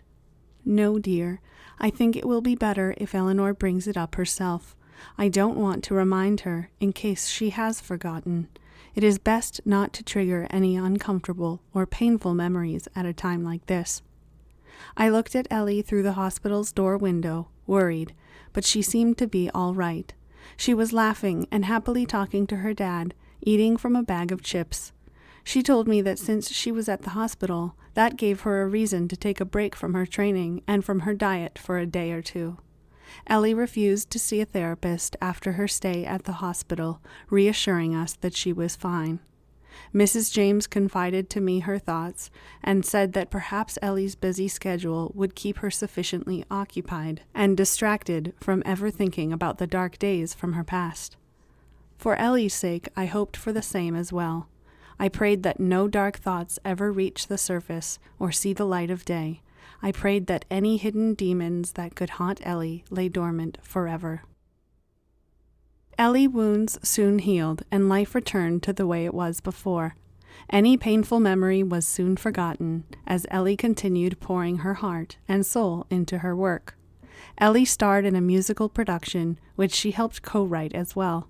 The comedy musical production, Alien Mac-May-Alien, was wildly successful, being hailed as a modern-day Midsummer Night's Dream. The musical was about Mac-May-Alien, an alien outcast who finds massive success on Earth as a rock star. Based on his success and popularity, the world leaders wanted him to be Earth's ambassador to his home planet and to invite his leader to an intergalactic diplomatic meeting. What the people of Earth didn't know was that Mac-May-Alien was an exile who had lied about his extravagant life and rank on his home planet. He had been dumped here, unceremoniously, on a shooting star. Back on his planet, Mac-May-Alien had wooed his leader's daughter, as well as secretly his son. He did it with his massive charm and charisma, along with a love potion, in order to rise up the ranks. When his engagement to the leader's daughter was announced, his betrayal to the son also became apparent. Instead of ordering execution for Mac-May-Alien, the two siblings became engulfed in a civil war with each other over Mac-May-Alien. The love-induced conflict threatened to tear the kingdom apart. To save his planet, the leader ordered the secret exile of Mac-May-Alien and disguised his disappearance as an act of cowardice. It was announced that Mac-May-Alien had fled for his life. Now, Mac-May-Alien was faced with a challenge, either to reveal his truth to the people on Earth and face another exile when his true deceptive nature was revealed, or contact his home planet and risk the alien civil war spilling over here. He faced the greatest challenge of his life, and in the musical, he tried desperately to save the one person who was dearest to him on any planet, himself. Ellie, I don't know whether to laugh at Mac-May-Alien or have pity on him. Yeah, he is a polarizing character. I can't believe some people love him so much. His character is outrageous. He uses anything to make people love him. Poetry, flattery, bribe, potions, hypnosis, brownies. The musical is amazing overall. What a great backstory. I thought that the musical writer must have been hallucinating when he wrote it. It is so bizarre at times. No, Ellie, it is so funny. Didn't you help co-write it too? I had a few ideas for Mac-May-Alien, and he went with it. I think he gave me too much credit, though. He might have done it to get more publicity by having me as a co-writer. Ellie, I think that you are too modest. You have always had a flair for ingenuity and creativity. You could be a writer for sure. Says Ms. Major in English Literature. If anyone could be the writer, it will be you, Cassie. I blushed at her comment. Ellie, I need to graduate first of all, before I can do anything. I still have finals to deal with. How is your favorite professor, by the way? Does he still have the same sense of humor? Professor K? Yes, he would probably say that Mac-May-Alien puts the Mac in alien, or something similar. Haha, that is terrible. Almost as bad as Mac-May-Alien, though. How did you come up with the idea of such a character, Ellie? He really seems out of this world. Actually, he was inspired by your blind date with Mr. Confident Entrepreneur. Haha, oh God, no wonder Mac-May-Alien seemed so familiar to me. Yeah, Cassie, you should go on more blind dates like that. No way, not for all the successful musicals in the world. Ellie laughed at my protest. The musical continued its massive success and was translated and produced in several languages around the world. It seemed characters like Mac-May-Alien and Mr. Entrepreneur were universally identifiable and universally comical in every corner of the world. I often wondered if my blind date had seen the musical and bragged about being the inspiration behind Ellie's genius work. At least this time, out of all his tall claims, this would be partially true. Chapter 33. Ellie's Big Birthday Bash. June had arrived, and that meant Ellie's birthday would be here soon. Every year, her parents threw a big birthday celebration in her honor, each time a more luxurious and fancier affair than the year before. Some years it had been in exotic locations, like Hawaii or Cancun. In preparation, I would dive deep into my closet to bring out my only luggage case, still brand new as it had barely been used by me. I would miss Buddy a lot during the days away, and would have to tearfully leave him behind with my parents. This year, thankfully, the birthday bash was set at the most exclusive private club in town. I received a phone call from Ellie, and she didn't sound very excited about the planned festivities. "Hi, Cassie," she said, missing her usual energy. "Ellie, is everything all right? You don't sound like your normal self." "No, I am all right. Just wanted to confirm the location of the birthday bash with you." I was not convinced. "Aren't you excited, Ellie?" "I don't know, Cassie. We have a big celebration every year, and my parents can go over the top with everything. I was thinking maybe it could be low-key this time." "Ellie, I am sure that they will understand if you don't want to do it big this year." "I am not sure they will. In any case, I don't want to disappoint my parents, as they have already paid for everything." "Is something wrong, Ellie? I thought you liked all the commotion and chaos. Are you turning into me by any chance? I am not sure the world can handle two of my kind." Ellie laughed. "No, Cassie, it is just, sometimes it all feels a bit much. Do you know what I mean?" "You mean that instead of 4 chocolate fountains, 3 cakes, and fireworks, you only want 2 chocolate fountains, 1 cake, and firecrackers?" "No, I didn't mean that." She paused to think. "The food is usually awesome." "What about the hors d'oeuvre? They have calamari, your favorite." "Damn it, Cassie, you are making me hungry." "Ellie, I am drooling myself over here. You know that your birthday is the one day that I am not on a diet." "As opposed to any other day of the year?" teased Ellie. She seemed to be in a better mood now. "You know what, Cassie? Let it be a big one this year. It is not like I will turn 24 twice." "Yes, that is more like it. Let's celebrate your big day. Woohoo for being 24. Ellie laughed. I was happy to hear her sounding like her normal self, and to know that she cheered up. We spent the remaining conversation deciding on what we would wear for the party. The birthday venue looked like it was decorated for a wedding. There were beautiful white roses and white lilies, bouquets at every table, along with champagne bottles and Swarovski crystal swan figurines placed as gifts on the table for each guest. The theme for the birthday party this year was an ice palace. Ellie was dressed fitted for an ice princess in her high-neck, long-sleeve white mermaid gown with intricate bodice. She got me a beautiful sheer silver crewneck gown with crystal embellishments to wear on her birthday, a favor from her designer friend. Ellie's birthday cake was 3-tiered and in the shape of a giant snowflake. There were ice sculptures everywhere, crystal chandeliers and icicles hanging from the ceiling. A beautiful ice dragon fountain centerpiece that poured out drinks for the guests to enjoy. There was even a small orchestra playing Baroque music throughout the night, making the atmosphere feel more magical and wonderful.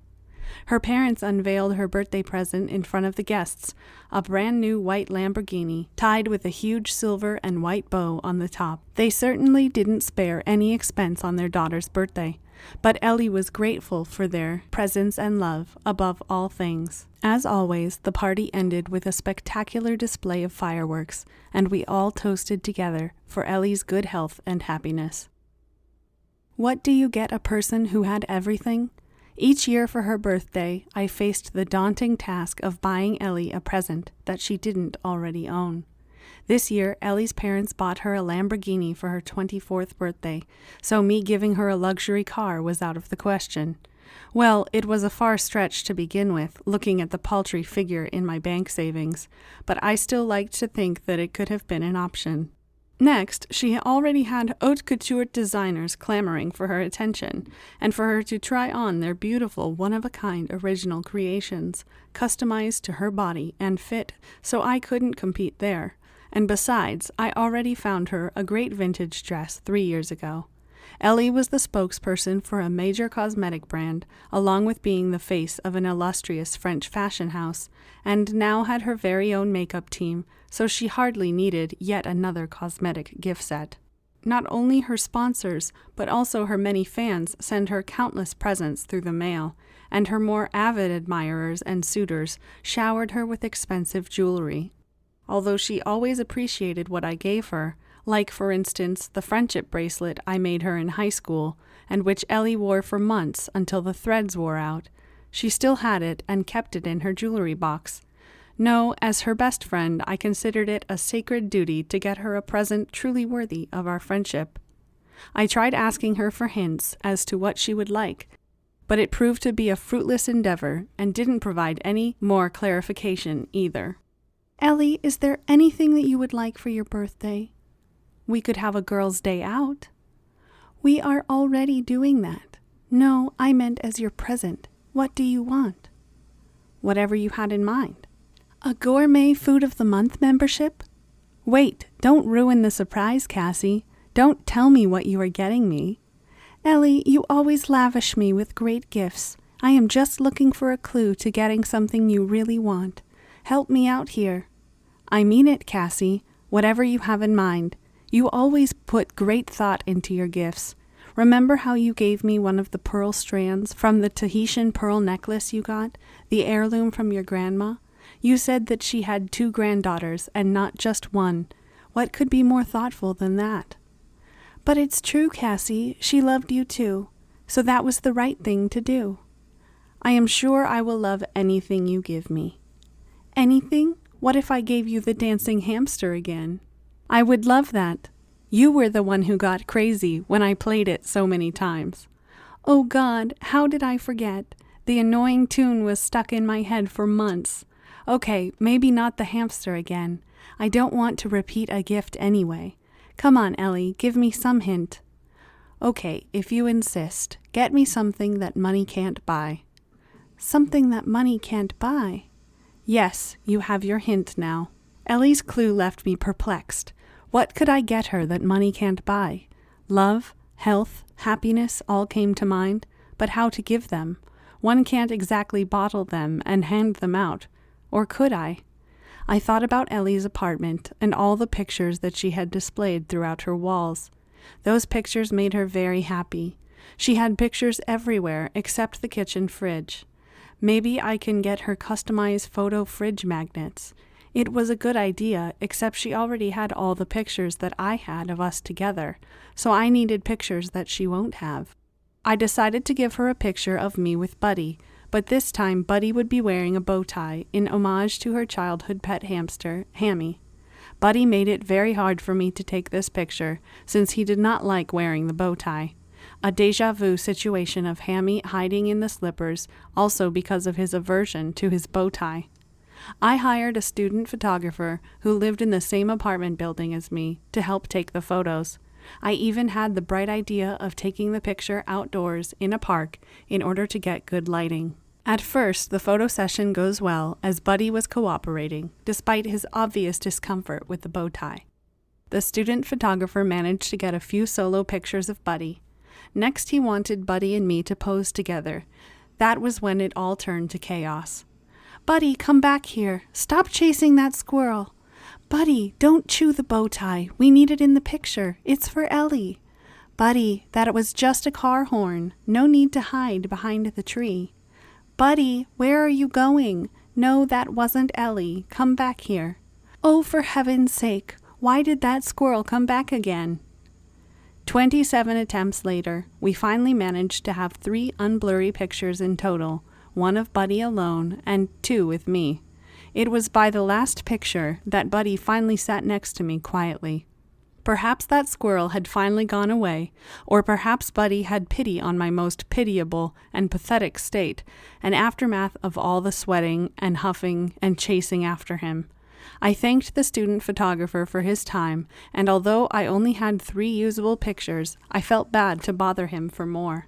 I had to decide now, out of the 3 photos, which ones should I use. Buddy looked great in the solo picture, with, thankfully, his bow tie still intact. One of his pictures with me was good enough, but the third one was a total mess. In this picture, Buddy's bow tie was in his mouth, barely hanging on, and I was sitting behind him, sweaty and muddy, laughing like a madwoman, most likely experiencing a case of hysteria after the squirrel trauma. What do? I can't just give Ellie 2 pictures, so I decided, reluctantly, to include all 3. Ellie loved my gift. So much, in fact, that she had tears of joy and couldn't stop gushing over the photos. She immediately put the photo magnets on the fridge. Her favorite picture out of all the 3 was the last one, which she called the perfect snapshot of real love and squirrel chaos. She liked it so much, in fact, that she had a smaller version printed and carried it with her in her purse, always. I smiled as I managed to find her something that she had wanted. Hearing her laughter and seeing her happiness after she opened my present was her accidental yet priceless gift returned to me. It was a feeling that no money could have bought. Chapter 34. Life Exams. I hadn't heard from Ellie in a while, but I had been too busy studying for my finals to call her back. It was the final stretch. I would finally earn my undergraduate degree in English Lit. I was trying to fulfill my promise to my parents. Ellie already did to hers by reaching her goals and becoming a superstar. I wondered what I would do after getting my undergrad. I thought hard, but I didn't have any epiphanies jump at me, so just like always, I pushed the thought aside for the future. I really did need to stop procrastinating about it. Perhaps what I really needed was a divine intervention, a sign, a clue, a dream, to point me in the right direction. My weeks were spent furiously cramming for my exams. I only occasionally got a text from Ellie. She knew my deadlines, perhaps, and was giving me space to be studious Cassie. I walked around in a zombie state with my textbook on hand, often forgetting to eat or drink. It was only when Buddy barked furiously for his breakfast, then lunch, and then dinner that I remembered to eat something at those times as well. All the missed sleep and lost hours with Ellie came to a climactic end on results day. I passed with honors. I was free. I had officially conquered one element of adulthood and could now spend my time celebrating with the best people in the whole wide world, my best human friend and my best furry friend. I called Ellie with the good news. Her voice sounded muffled, like she had a cold. "Ellie, I did it. I passed. We should celebrate together." "Cassie, that is fantastic. You have an undergrad in English Lit now. That is amazing. We should definitely do a get-together." She started to cough. "Oh no, Ellie. Are you sick? I will come over. Don't worry about celebrating right now. We can do it later." "Yes, Cassie, I might have something. I don't want you to catch it too, and you still have to attend graduation. Let's meet up at graduation day. My cold would have cleared up by then." "But you never get sick. I hope that you are not overworking yourself. You should give yourself time to rest. Okay, we can meet on graduation day. I can't believe I am going to graduate." "Okay, awesome, Cassie. We will have fun on your big day." Although I was bummed that I didn't get to see Ellie until graduation day, she really did sound like she had a bad cold. I wanted to visit her, but she made me promise that I wouldn't until after she got better. My big day arrived, and I didn't see Ellie anywhere in the convocation hall. My parents saw me on stage, and they waved at me from the audience. I smiled and happily waved back to them. My eyes continued to search for Ellie. Where was she? Perhaps she got delayed at a film shooting? I waited nervously in line with the other graduates to be. As it was a small, secure university, a big star like Ellie wouldn't have to worry about security here. I did worry, however, that Ellie might miss my big moment. I couldn't search for her anymore as I heard my name being called. "Cassandra Leonora Grace, English Literature with Honors." As I received my scroll, I heard the audience clap politely, but one voice rose out of the crowd. "Yay, Cassie! Way to go!" It was Ellie. I saw her in the audience with a bouquet of flowers and the biggest teddy bear that I had ever seen in my life. Ellie was almost hidden behind its monstrous size. I laughed in glee, as it was so good to see Ellie here. She didn't miss my big day. She would later say that she wouldn't have missed it for the world. As I couldn't carry the enormous teddy bear around, I left it at home with Buddy. I told him that it was a gift from Ellie. I warned him that he shouldn't even think about destroying it unless he wanted her to be angry at him. After the ceremony, Ellie, my parents, and I would spend some time together at a Chinese restaurant. It felt like we are transported back to high school days again. Ellie said that she had missed quiet moments like these. When we both arrived at my apartment after the dinner, Buddy was missing and nowhere to be seen. After searching throughout the apartment, we finally located Buddy in a corner along with the missing graduation present. Both Ellie and I laughed at the sight of Buddy snoring on top of the giant teddy. Chapter 35 of Beast and Sleeping Beauty. The weather around here has been all thunderstorms lately. The city hasn't seen the sun shine in many days. I don't like it when the weather gets gloomy like this, as it gives me an ominous and uneasy feeling. I missed seeing the clear blue sky outside my window. I tried to push away my discomfort, and Buddy snuggled next to me, trying to make me feel better. I stroked his fur, and doing so seemed to calm me down. Buddy dropped something by my feet. I picked it up to see that it was a small figurine of the Beast. Where did Buddy find this? I wondered, looking at Beast's figure. I reminisced to back when John took me to see Beauty and the Beast together. When John had asked me if I wanted to see a movie with him on our first date, I had panicked. He felt like a stranger to me, and I had been nervous of the idea of being with him in the dark.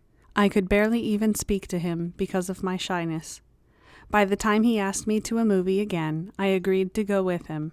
After our other dates and time spent together, I felt more safe with him than with any other person I knew. John said that he really wanted to watch one movie out of all of the other movies that were playing. He wanted to see Beauty and the Beast together because, according to him, Belle reminded him of me, and so he thought that he would like the movie. I remembered that I had blushed at his compliment, and as always had been touched by his openness and candor. After the film ended, I asked him what he thought was the best part of the movie. He said it was when Belle falls in love with the Beast and lifts his curse. I liked seeing the transformation of the Beast into a man after Belle accepts his love. He then asked me the same question in return. I said, it was when the Beast promises that he would wait for Belle forever, even when he didn't know if she would come back for him. I looked closer at the little figurine in my hand. Beast's expression looked sad. Had Belle left him at this point, and he had vowed to wait forever? Of course Beast would wait for Belle, I said wistfully. She meant everything to him. I thought about Beast's cursed love, and I identified with his character more than I ever did before. I understood his sorrow, his longing for Belle, and why he would wait for her. I sighed, and my heart felt heavy. I thought about what John had said, and I say to myself, no, John, I am not like Belle. I was never like Belle. I am cursed too, cursed to wait, just like the Beast. The weather didn't get better. It alternated between rain and fog. As I looked from my window, the people moving outside had turned into ghosts and shadows in the mist. The image made me shiver. I had a hard time shaking the uneasy feeling away. I thought about calling Ellie, and I picked up the phone. I called her a few times, but she was not answering her phone. Where was she? Why wasn't she picking up the phone? I wished she did. I really wanted to hear her voice. Soon after, I received a phone call from Ellie's parents. Maybe they could tell me where Ellie was. I picked up the phone and heard Mrs. James crying on the other end. Cassie, our baby is gone. Eleanor is dead. I stopped breathing. The police came to us in the morning. They said the maid had found Eleanor passed away in her sleep. We have been asked to come to the morgue to identify her body. The words Eleanor, morgue, body screamed at me. My mind was in a deeper fog than the one outside my window. I had trouble understanding any of Mrs. James' words. What was she saying? She couldn't be talking about my Ellie. Ellie can't die. This time, Mr. James was speaking. Cassie, dear, can you please come to the hospital? We can't do this alone. We need you here. My legs finally moved towards my apartment door. In my semi-conscious state, I somehow arrived to where Ellie's parents were waiting for me, and we were taken to Ellie's body. It was hard for me to believe that she was dead and not simply sleeping. Her golden hair caressed her face and her eyes were closed. She can't be dead.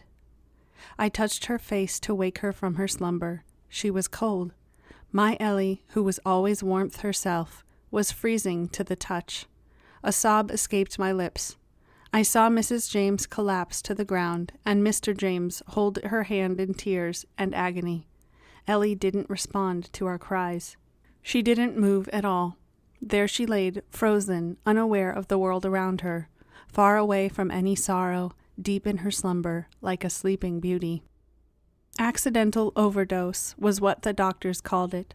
I never thought Ellie would be a victim of an overdose, a girl that brought life into my world, to be taken away so suddenly, one who brought light and chased away my dark clouds, to be consumed by darkness herself. Her love, her light, succumbed to drugs. I knew she sometimes did drugs when she first started in the acting industry. It was mostly recreational during the parties and more to be social than anything serious. I had never agreed to it, and I would tell her to stop taking it so lightly. She had pretended or had lied to me that she had never even looked at them anymore. How could she do this? How could she be so reckless? She should have known about the danger. She should have known better. Had the trauma after her last incident had her looking for something stronger? Had she be taking more and more to get some relief until she couldn't anymore?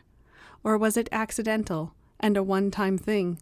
Why did she take it when she had so much to live for? Did she think that she was in control when in fact the drugs ended up controlling her? There was no relief for me in asking these questions when she was not there to answer them. Ellie, why did you face it all alone? Why didn't you tell me? I will never know about the inner demons that you had been fighting. You didn't tell me. I wished I had known. I wished I had stopped her death. All I could do now was wish. I wished she had thought about what could happen. I wished she had sought help before it was too late, before it consumed her and her life and left us broken. I thought about her parents, and I wondered if they regretted agreeing to her acting career. I wondered if they regretted saying yes to her leaving high school. I wondered that, if they had known about the outcome, would they have locked Ellie away forever to protect her? I would have. They grieved that as parents that they had to bury their child. They grieved at the loss of their baby, their daughter, their angel. I couldn't say or do anything that could bring her back to us. Chapter 36. A Lost Friend. During university, I had considered writing a book in the future. When I thought about this book more, I wanted the subject to be about friendship. I would scribble bits and ideas on paper, hoping to eventually surprise Ellie with a completed work. Ellie had been healthy and alive then. I didn't know that I would complete this work, but as her in my memory, an ode to our friendship, dead at 24. It didn't make sense. The number didn't make sense. Her death didn't make sense. None of it made sense.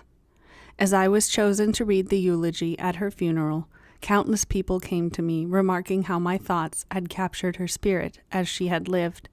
My thought gave words to the tremendous grief and indescribable loss they felt. Ellie had touched so many lives in her short stay on Earth, both on the screen and in person. She had amassed a huge following. It seemed impossible, but even more than when she was alive, almost a cult-like public obsession.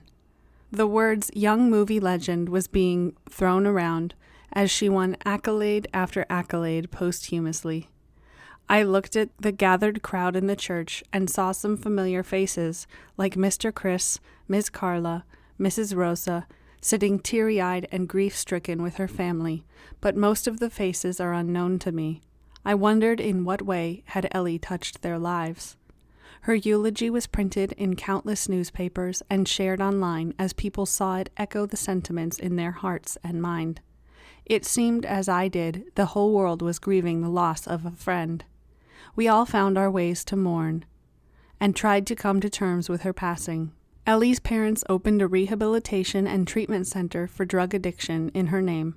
Ellie's parents also contributed funds to PTSD and late-onset PTSD research. The latter was most likely what had driven Ellie to addiction. They would also go from one high school to another across the country to share their story with the students. They talked of their grief to the young students in hopes that it would prevent them from making the same mistake that Ellie made and to make them realize the perils of addiction.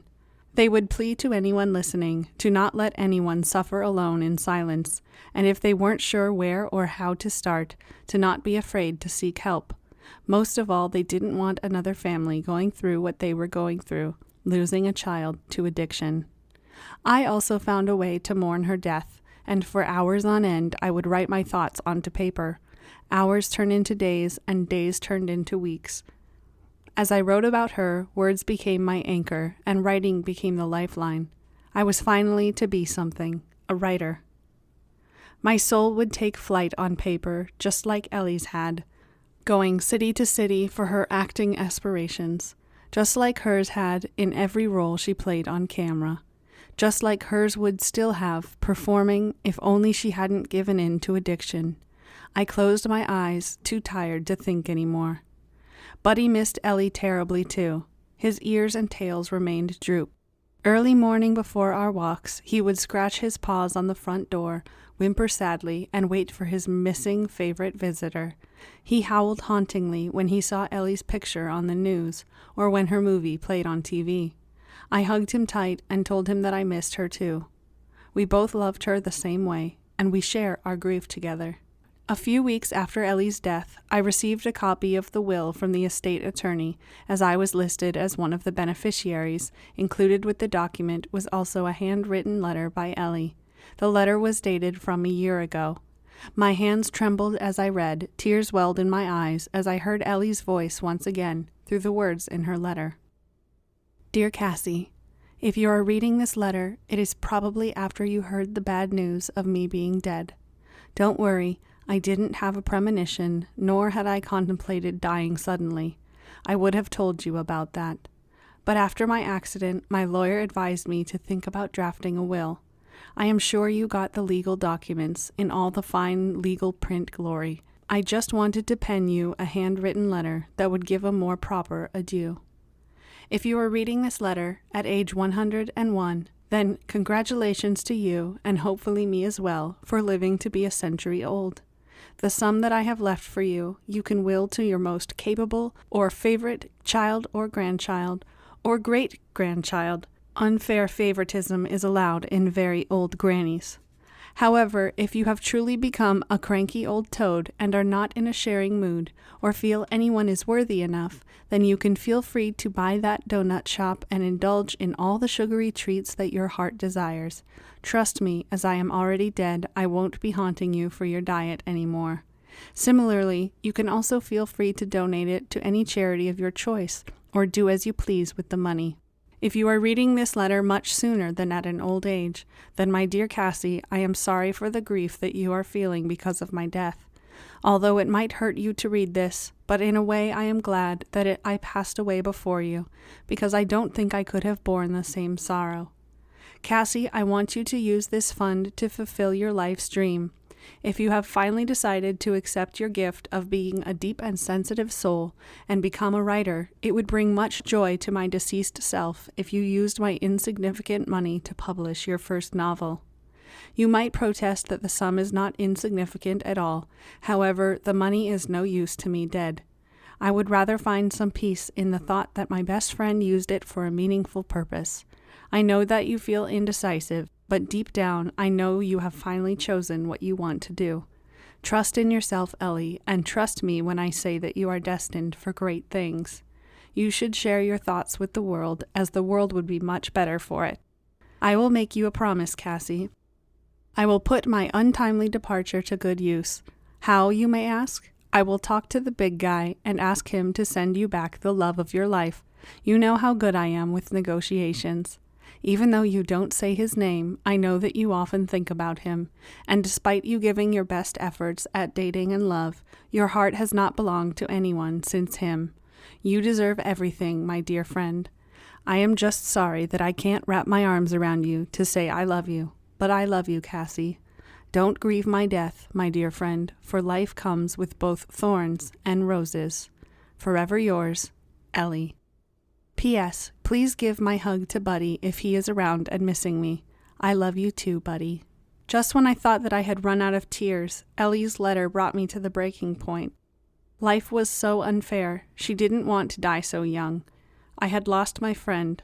I had lost my world. Chapter 37. Promised Return. A year passed by like a blur. It was around this time that John found me, likely as a gift sent from Ellie, looking out for me from the heavens above. My first published writing had brought me out of obscurity and into the sight of my first love. I received a phone call from a person named John Damon who had been looking for Cassandra Grace. We agreed to meet in person, and I came face to face with the person who I had often thought about over the years. I saw him and wondered if I should let myself believe that he had thought about me too. John was not the teenage boy that I had known in high school, but now he stood in front of me as a 26-year-old man, grown more somber and handsome with the passage of time. "How are you, Cassandra?" asked an older John. "I am not all right," I finally admitted to another person. I was surprised at my own frank admission to him. "What can I do to make you feel better?" he said, concerned, his amber eyes as lovely as yesteryear. "Can you forgive me?" "Forgive you?" "Yes, I know that I don't deserve it, but can you forgive me, John? I am sorry for how I treated you." "You don't have anything to apologize for." "Yes, I do. You have always been sweet, kind, understanding to me, and I acted cold in return. I have felt guilty ever since." "You shouldn't have felt guilty. It was a long time ago." "I do feel terribly guilty. I was young and I didn't know any better, but that is no excuse. I shouldn't have done it." "It is okay." "Are you sure?" I asked, looking at him. "Yes, I am glad that you did." I wasn't expecting to hear this from him. I was genuinely surprised. "You are glad?" "Yes, you heard it correctly. I am glad." "Why would you be glad? John, I ignored you. I wouldn't answer back your messages. I wouldn't pick up your calls. You tried to reach me several times, but each time I wouldn't even give you a chance to say anything. I was horrible to you." He answered, "I know that you did that because you were hurting, and that my moving away was hard for you, as much as it was for me. Honestly, if you had remained sweet to me, my dear Cassie, I would have fallen even more in love with you than I already was. It would have made it impossible for me to leave you. We were only teenagers then, with the whole world before us. Perhaps we needed the time apart from each other to grow, and then to find each other once more." I remained speechless, and he continued, "I won't lie, Cassie. I had often thought about you, and wondered where you were, and what you were doing. If you would like, I want us to get to know each other again."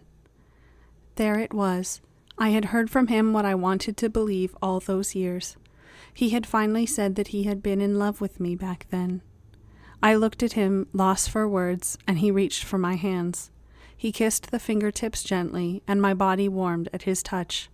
I cupped his face gently into my hands, and he closed his eyes slowly, as if he had been waiting for my touch. Oh, how I had missed him. He had remembered me. He told me that he had often thought about me. We would continue to see each other a few times a week. John was as patient and loving as long before. When he asked where I had wanted to go with him on our dates, I had said to simply just go for walks together. He obliged my request, and we would walk and talk during our hikes, often with Buddy accompanying us happily. We would share our life stories, from the days after high school to just before we met again. We walked near a pond. I saw a swan paddle through the reflected autumn colors in the water. "Cassie, I used to wander around town looking for you on my bike. I had hoped to find you again in every corner that I turned. I really wanted to bump into you again." "With your bike?" I asked hesitantly. "Well, it didn't work the first time." We both laughed at the memory of our first meeting when he had literally bumped into me with his bike. After seeing me laugh, John looked at me and said, "I had missed hearing your laughter, Cassie." I think I had forgotten how to, after Ellie died. That must have been hard for you. I am sorry. I am the one who is sorry. It is all my fault, John. I should have saved Ellie. It is not your fault, Cassie. I should have known. I should have helped her. She hid it from everyone, Cassie. No one could have known. I failed her as a friend. I will never forgive myself. Don't say that. Ellie would be sad to see you like this. She loved you. I wish I had told her how much I loved her. I should have told her that every day. She should have never felt all alone. I can't anymore, now she is gone. I am sure she knew, Cassie. You can't predict what is going to happen in life. None of us can. We can just try to appreciate life while we have it. You are right, John. My biggest regret is not telling her that I loved her every day. I don't want to make that mistake ever again, I said with tears in my eyes. John, I wanted to tell you. I know what you want to tell me. You do? Yes, I want to say it to you as well. I had lost the chance to tell you many years ago, and I had agonized over if I would get another chance in this life. I truly cannot wait another second to tell you this. I love you, Cassandra Grace. I always have, and when we met again, I knew that I always will. I love you so much, Cassie. John kissed me deeply after declaring his love. This time I kissed him back with tears streaming down my face. I love you, John. I love you with all my heart.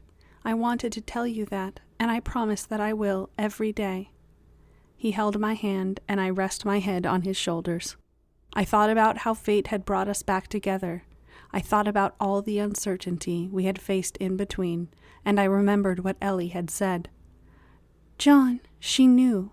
Ellie was so sure that you will come back for me one day. She almost promised me that you would. She said that she had faith in our love. She was a good friend to me too, said John, remembering. It was true, I thought. Ellie always took his side, even when he wasn't there. You know that she threatened me once? Ellie threatened you, John? Whatever for? She said that she would hurt me badly if I ever broke your heart, Cassie. But Ellie would never hurt a soul. She was a non-violent person. She wouldn't even get angry at anyone, I say, surprised. She said that if I hurt you in any way, shape, or form, that she would get her lawyer parents to sue me. I was 17. I almost believed her. She was quite convincing. I laughed. That sounds so much like an Ellie thing to do. Yes, I knew then that I would have to deal with being sued if I ever went on a date with you, Cassie, and it didn't go well. Luckily, it turned out all right, said John, smiling. I warmed at the thought of Ellie looking out for me without me knowing. I miss her. I know you do, Cassie. Try to think about her in her happier days. She would want you to be happy, too. John would comfort me during my grief and also helped me to forgive myself for Ellie's death. I fell in love with John again. How could I not? Maybe I was never out of love to begin with, and had been waiting for him as well. In all the years since, no other person had come close to my heart and soul like John had. If Ellie were alive today, she would say, I knew he would come back for you. All you needed was to believe in love, Cassie. I am so happy. It is all so romantic. Life goes on after Ellie's death. The world didn't stop or slow down after she was gone, though to me it felt that it did. She had appeared suddenly in my life all those years ago, and even more quickly she had gone from it. People told me to move on, but how could I, without feeling like a betrayal to Ellie? Without realizing it, I have begun to fear living. My heart remained rooted to one spot. I didn't want to make new memories, as I feared that I might forget what went before it. I remembered the tattoo she had gotten, an infinity symbol wrapped around a heart made of thorns and roses. How ironic was the infinity symbol. The body that had gotten it inked was only mortal after all, and now laid buried under the earth. She had said that life was made of both thorns and roses. I wished I wished I had plucked away the thorns from her life so that it would have simply left a row of roses for her. I became a writer by profession, and writing becomes my catharsis. I wrote and wrote my thoughts on paper, often holding back my grief, as I didn't get to share this experience with Ellie. I didn't get to be a writer while she had lived. I want to write about how she had been, to capture her nuances and immortalize it for the world. Ellie as her sweet, funny, and loving self. My only connection to her were my dreams and memories. When I dreamed about her, it is when I saw her most vividly. Ellie looked like her old self, healthy, happy, and warm, a specter of what she had been in life. "You are going?" I say sadly. She smiles. "You know that I am already gone." "What if I need you?" "Oh, Cassie, my pineapple, you won't. Remember my braids? Remember how you opened my braids because you didn't like them being tied up? My time here is done. Don't tie me to this world any longer, Cassie." I do remember, and my own words echo in my mind from my distant past. "I want you to be free," says a young Cassie from my memory. But I don't want her to go. My heart selfishly wants her to stay. "Please stay, Ellie. Don't leave me." "Cassie, I need you to start living again." "Living again? I am breathing, aren't I?" "Living is more than just breathing. Think about all the happy memories we shared together." "Happy? Ellie, how will I even be okay without you?" "Cassie, my love, as long as you can think of one happy thought and smile, you will be okay. Life passes in the blink of an eye. It did for me. Cherish it while you are living. Love yourself and those around you. Open your heart and fear life no longer. Farewell, my friend. Farewell. Don't mourn my death. Celebrate my life and yours. Our friendship made mine beautiful." I wake up from my dream to find the sun shining golden and bright. She was gone. Ellie was gone. I try to remember her words as she lived. "Love laughs eternal," I say, sadly. Chapter 38, Purgatory. I guess this is the part of the story where I should say, I smile at the memories and I live for my life for love. I do it for her. But this is not how it will go. Why did Ellie's memories somehow seem more real to me than my present reality? The past was entrenched in my heart, soul, and mind. It was entrenched in my every breath. It was there in my every heartbeat. It was entrenched in every fiber of my being. I had a lot to be grateful for in my life, but sometimes some things, some moments, and some people leave such a mark on your life that life begins to be defined by the moment before and the moment after their arrival. I was stuck in that eternal prison and couldn't seem to get out of it. On the anniversary of Ellie's death, many years later, I decided to get the same tattoo as hers in her memory.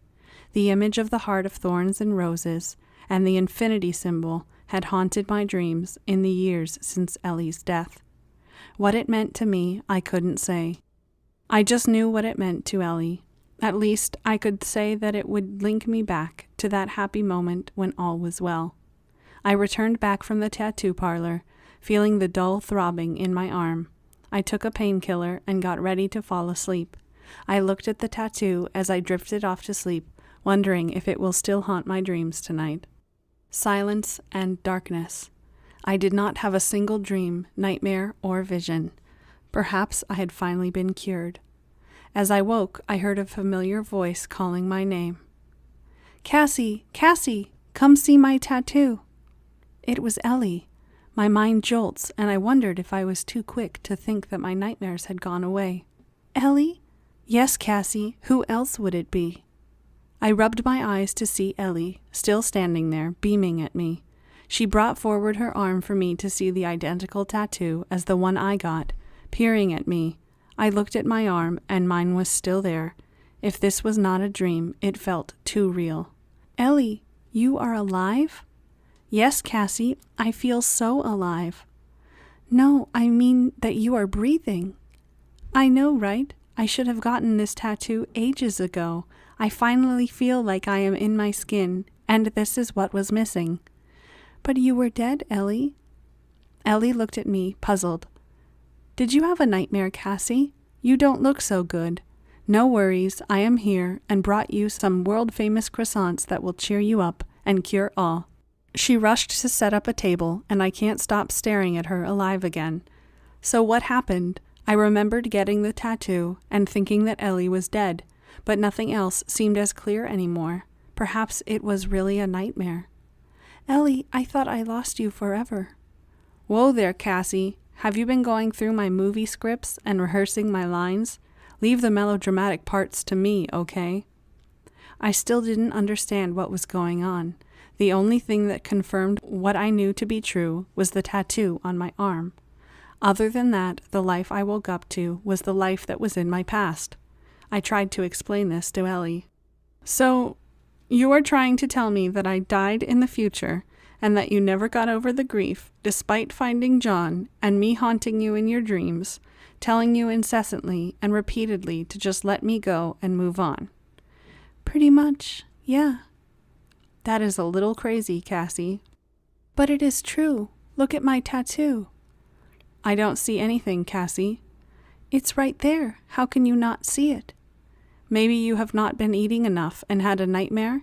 You shouldn't worry, Cassie. I am here. Nothing happened to me. But you died of drug overdose. If the present now is real, I can't lose you again. Cassie, you know I never took drugs in my life. Remember the campaign I started in high school? The one that said, I don't take candies from strangers? I remembered, and I believed that she was telling the truth. Perhaps life gave both of us a do-over. I could not bear the guilt of not being there for her during her drug addiction. Perhaps this Cassie was different from the one I knew. Things were the same in many ways with Cassie, but in some ways it wasn't. It was true that this Cassie didn't do drugs. I puzzled over the pieces from the past life and the current.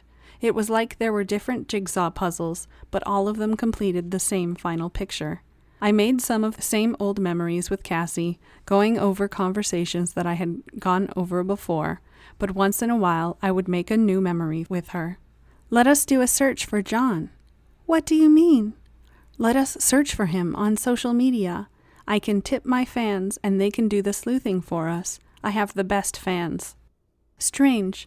This is not how I met John in what I call now my other reality. I look at her puzzled, which Ellie, being Ellie, took as a sign of confirmation. Her devoted fans managed to find John within a week, and Ellie set us up with a meeting, the three of us. It is what I had dreamed when she had passed away, before I had reunited with John in my other reality. Now we all got to be together again. John met me, and we fell in love again. Ellie was ecstatic and already started to dream a wedding for the two of us. Years passed, and the moment finally arrived when the two of us decided to marry. Ellie was thrilled to be my maid of honor and wanted to be the wedding planner, too. I saw her as she prattled away at her dream wedding plan for John and I. It was so good to see her happy and in my life again. Many times I felt the other reality was just a mirage. That is, until I saw my arm and the tattoo inked there permanently. Ellie has settled on a destination wedding for us. I simply agreed with whatever John and Ellie decided to do. Since she would be shooting for a pivotal scene for a movie around the same period, she planned to arrive on a flight earlier than us. She would take over the wedding arrangement before our wedding day and leave the next morning, soon after the ceremony. I sighed, relieved at my change of fate, and as I did many times, glanced over my forearm. I saw that this time the tattoo, along with the nightmares of the past, had also disappeared. What I took to be a sign of good fortune, the disappearance of the tattoo, would however stand to mean something else entirely. Days before my wedding, as Ellie was set to arrive at our wedding destination before us, her plane crashed into the ocean. 187 passengers were on board at that plane, including Ellie. There were no survivors. No, this couldn't be happening again. My life turned to a new nightmare. My life became dark, just like before, but this time with new regrets that I didn't have before, or I could have imagined. Ellie never got to be in our wedding in this life. She reunited John and I, unlike in the other reality, where we were reunited after her death. But cruelly she was gone again before we said our I do's. Was I destined to this grief? Years passed again, and I grieved her death, and like before, the past starts to haunt my dream again. What did it mean, seeing those dreams again from a lifetime ago? Chapter 39. Eternally Bound. This time I dreamt about thorns and roses. I was in a forest clearing with a maze in the center, formed of rose bushes. I was lost, and there was thick mist everywhere. I saw an infinity symbol light up in the path ahead. As I reached for it, I heard a familiar voice again. "Cassie, you would never guess who I found today." Just like before, I would rush to see if the voice was a vision, but Ellie was really there, holding a small puppy in her arms, looking suspiciously like a mini buddy. "It's a puppy, the sweetest creature I ever came across in my life. He just started to follow me on my walk, and when I called him, 'Hey little buddy, what are you doing here?' he jumped into my arms." "You are here, Ellie?" "Oh yeah, I forgot to call, but isn't this pup so cute? He doesn't have a collar or is chipped. I will put up missing posters everywhere, just in case. But can we keep him if no one shows up?" I nodded, still too stunned to say anything. "Yay! Can you hold him while I take a picture for the missing poster signs? Smile." In death or in life, or if I were given a choice to go to heaven or hell, I would go to where I could see Ellie again. For the memories and moments with her, and everything good that came with her friendship, I would choose to be eternally bound to her. And this was exactly what I chose.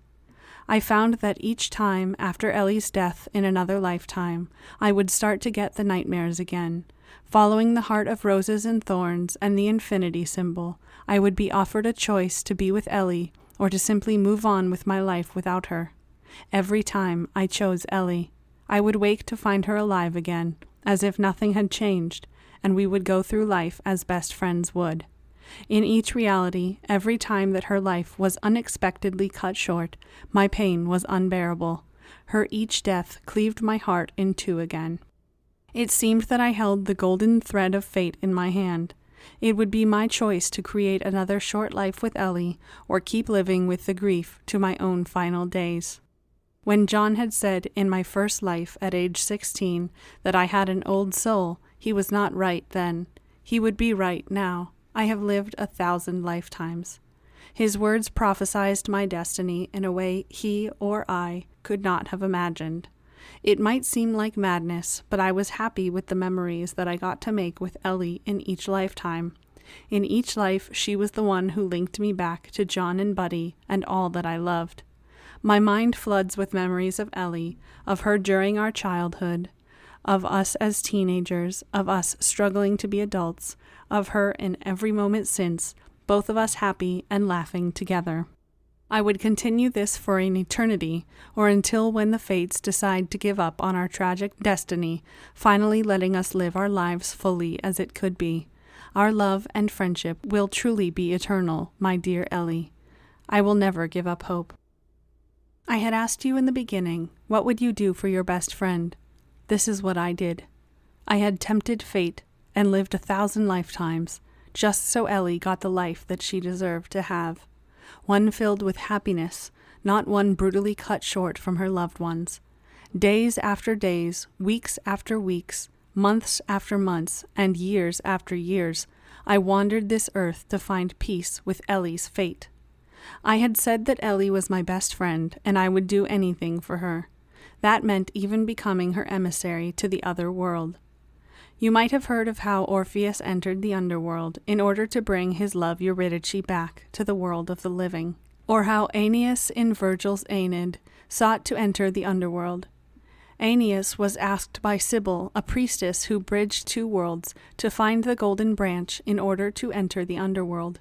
Aeneas was guided by birds to that fated branch, just like I was guided by the rose, thorn, and infinity symbol to one of the fates. I held on to the thread of Ellie's fate in my hands and refused to let it go.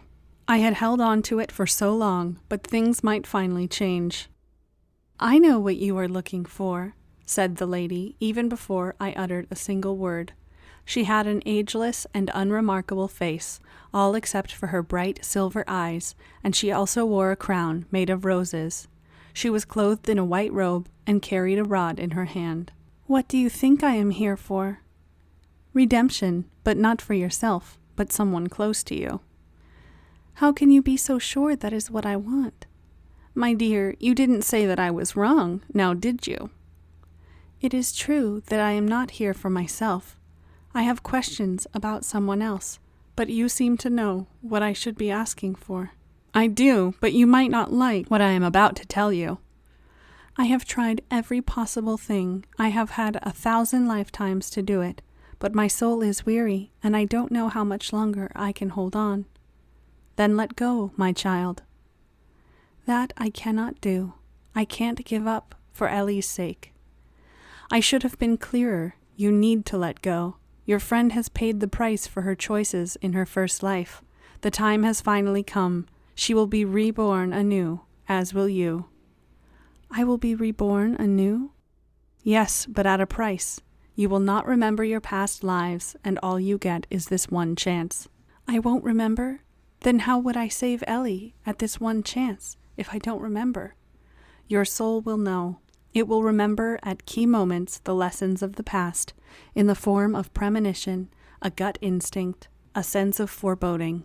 But in order for your friend to live the life that you desire, key elements will have to fall in place over which you have no control. Your destiny and your friends are weaved together, but they are also other players that you don't know about." "What do you mean? What key elements? What other players?" "The best I can explain to you is as such. Your friend's life has pieces not falling where they should be, like missing puzzle pieces, and so her picture remains incomplete. You know it is true in the way her life was cut short in each lifetime. For her picture to be complete, 3 things are vital. She needs to feel her parents' affections, she needs her true love's reunion, and she needs your unwavering support as her best friend." "Her parents? They do love her. I saw their anguish at her death. True love's reunion? Ellie was never in love, was she?